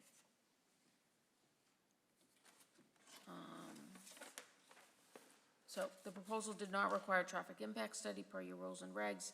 As we heard, it is the subject of a special permit this board granted to allow ledge removal that was necessary to construct the new building with the basement. I've given you a copy of that special permit. I did want to note in terms of use of the basement, we've been told by Building Commissioner Nelson Miller that use and occupancy of the basement will be restricted to only storage of non-hazardous materials. Because it's restricted to storage, it does not require parking. Findings you must make to grant the special permit. You must find that any creation or increase in violation of dimensional controls or parking requirements will not be more detrimental to the neighborhood, that the traffic and traffic patterns generated by the proposed use will not adversely impact any of the surrounding streets or create a traffic or safety hazard, that the proposed use will not be more detrimental to the neighborhood, is not in conflict with surrounding land uses, and is in the interest of the common good. So provided you can make those 5 findings, the recommendation is that a special permit be granted subject to the following conditions. 1, the special permit only allows occupancy of 943 square feet on the first floor for an aesthetics, cosmetic services, wellness business. Any other type of medical use will require an amendment of the special permit. The basement, 932 square feet, may be used only for storage and utilities. Any practice or procedure classified as body art establishment as defined by this ordinance is expressly prohibited. 2, all development shall be as per plans except as modified by these conditions. Minor modifications of the floor plan for medical center use are allowed. Modifications of the site plan and parking layout are allowed to provide the required loading spaces. You actually don't need to say that because they've designated where the loading is going to go, but I guess leave it in case they don't get the variance for that. The variance for the loading. 3, they may need to modify it further is the point. 6 on-site parking spaces shall be designated for the medical center use of 943 square feet. and 4, install, repair, replace sidewalks and driveway and perform necessary incidental work adjacent to the property to the satisfaction of the DPW director. That's your standard condition. I don't, they're saying, don't think you need to say any, you haven't seen a landscaping plan. I don't think you need to specify that. They said that they're under contract. There are landscaping beds in areas designated. It doesn't spell it out, but there are several beds in areas for landscaping and snow storage, so. Okay, does anyone have any questions for Michelle? Any questions for Michelle? No, is there a motion then? Diane Shuhar. I make a motion, we grant with the conditions. Diane's made a motion to grant the special permit with conditions, and Tawadich Gabriselassie. I will second. Tawadich seconds the motion to grant with conditions.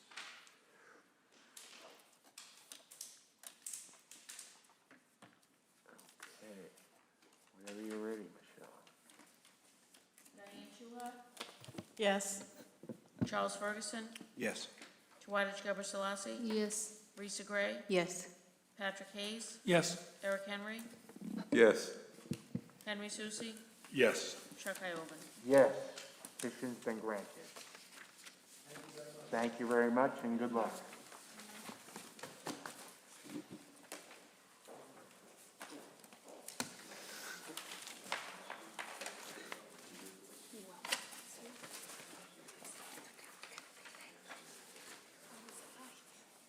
Okay.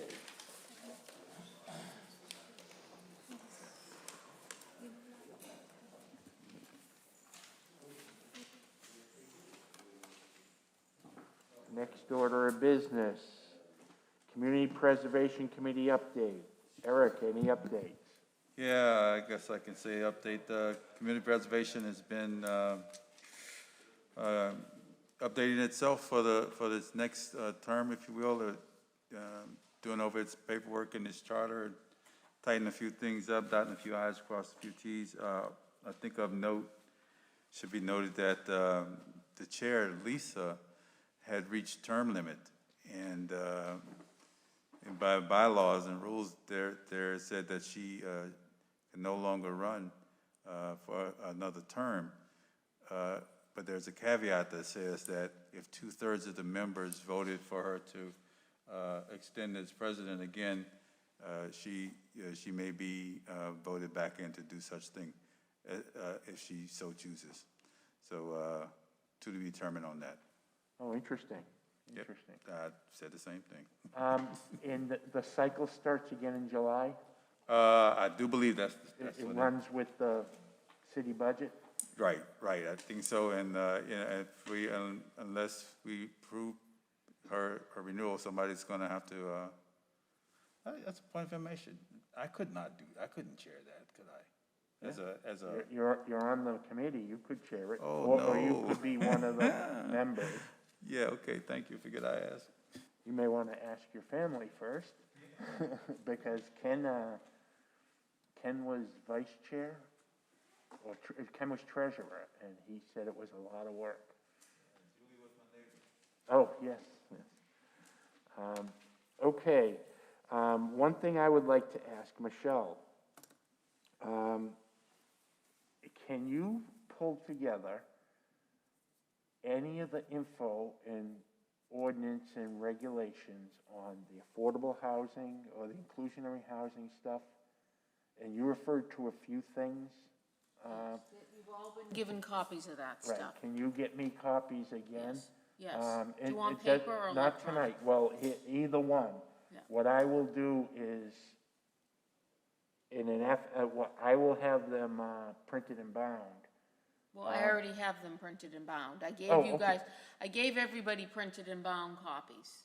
But if you want more, we can do it. We just did it in the office, so we can do that. That's no Okay, issue. but what I'd also like added to it is a section on how the community preservation housing portion, how, if it's defined anywhere, Also, if there's any minutes or any updates from Let me any just- of these groups so that we can, I know that, I mean, I read this stuff and I can do the math, but I'd like to understand it a little bit better. And if other people would like a copy, I'd be glad to make copies, or if you can make copies, that's great. Yeah, I can, But I'd like to have it all in like one volume so that you can flip and, I don't say stupid things like that's part of the CPC when it isn't.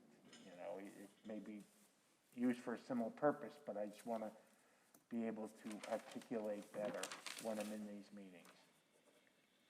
so you want the Affordable Housing Trust Fund Plan, Affordable Housing Trust Plan, and you want the ordinance,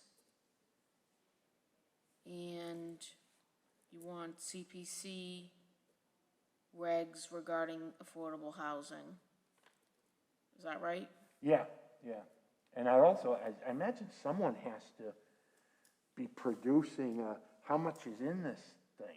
Because we've been doing CPC collections through taxes for several years. Oh, yeah, there are reportings, Right. there's, yeah. I can provide those things, Chuck, yeah, we have a full-time, employee as well that's been doing a lot of those things, and a lot of those numbers and stuff like that, we can, we can definitely report out on those sort of things. Yeah, I mean, I've seen them, they're in the plan. Okay, It's on the yeah. city website, but I can definitely get that stuff printed up. Yeah.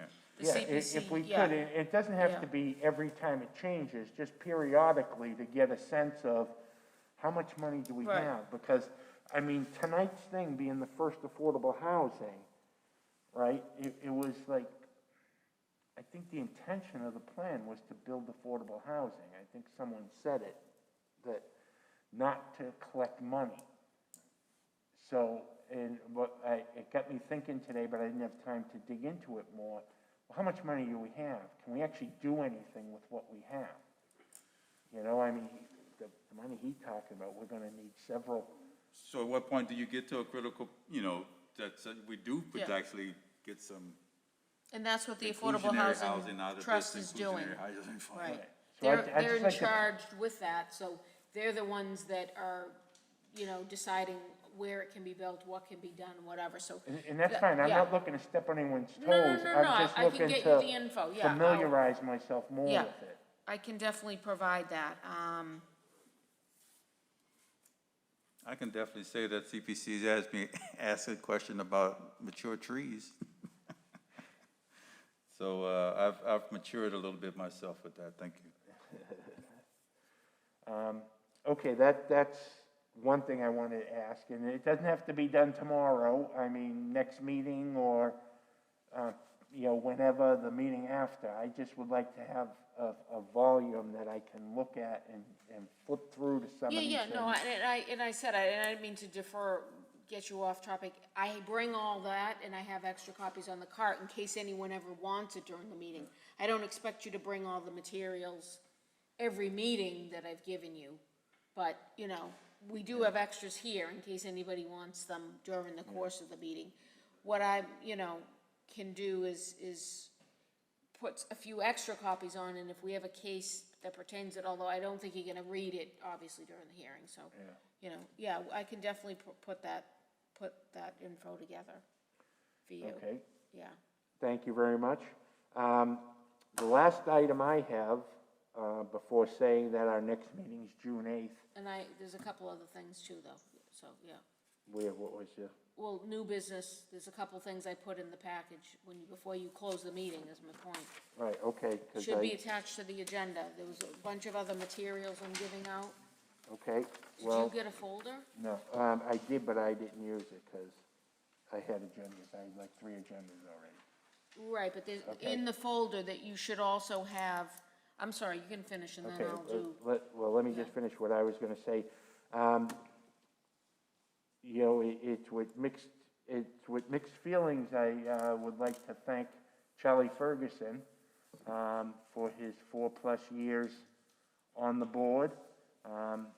Charlie, unfortunately, will be resigning at the end of the month.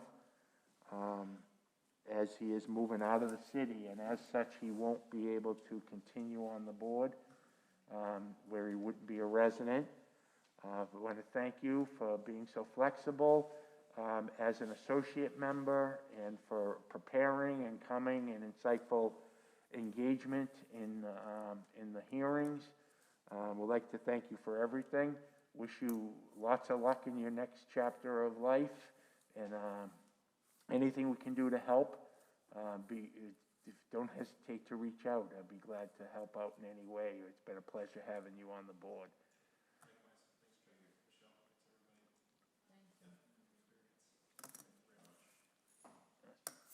So, just for everyone's benefit, we are now down 2 people.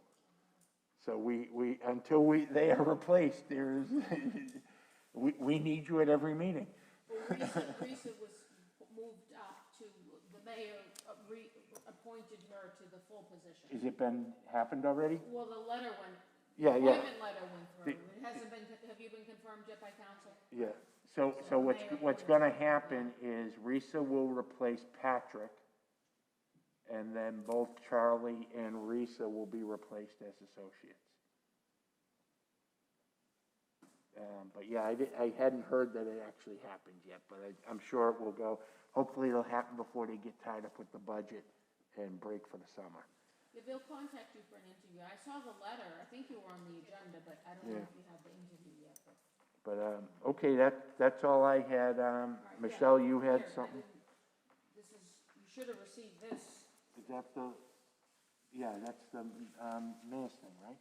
Yes, I did get that. Okay, so also I'm giving you some information.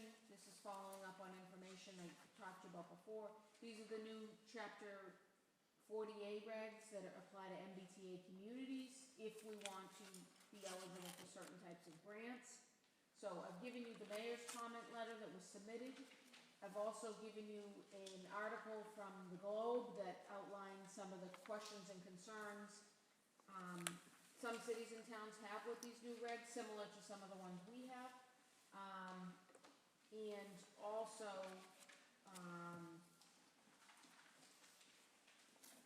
what's not in here, which should be, is the actual, so that's missing, is the actual presentation, so I'll have to get you that next. The presentation that was made to the city council about this new law. If the zoning is going to change, it will come back to you for joint hearing with city council, so we'll see. But that's missing from this, so I will bring that next time. That was made last month at the city council. And then finally, this is the notice of the community meeting for Broadway, which is happening tomorrow night. If you go, you don't have to go, but if you do go, please identify yourself not only as a citizen, but as a planning board member, but make sure you state you're there as a citizen, not representing the planning board. And that was it. I'll bring you back, information there. This is the land use zoning study part of the Broadway corridor plan, so you'll be getting information on that as well. Thank you. Okay, thank you, Michelle. Is there anything anyone else has? Next meeting is Wednesday, June 8th. Happy Memorial Day. And is there a motion to adjourn? Diane made a motion, seconded. All those in favor say aye. Motion carries. Thank you. Oh, man.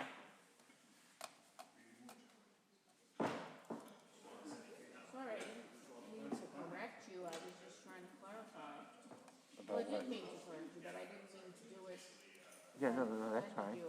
No, you didn't offend me. It's just not, Oh, if I get it wrong, I get it wrong. I just, you know, I felt like we were getting all muddled with that stuff, you know what I mean? yeah. And then to bring that in, the CPC is like, What's that? then I said, and to bring the CPC. Yeah. No. If I said it wrong, correct me. No, that's fine. I thought it was all going into the same affordable housing fund. I probably knew at one time that it wasn't, that was different, but.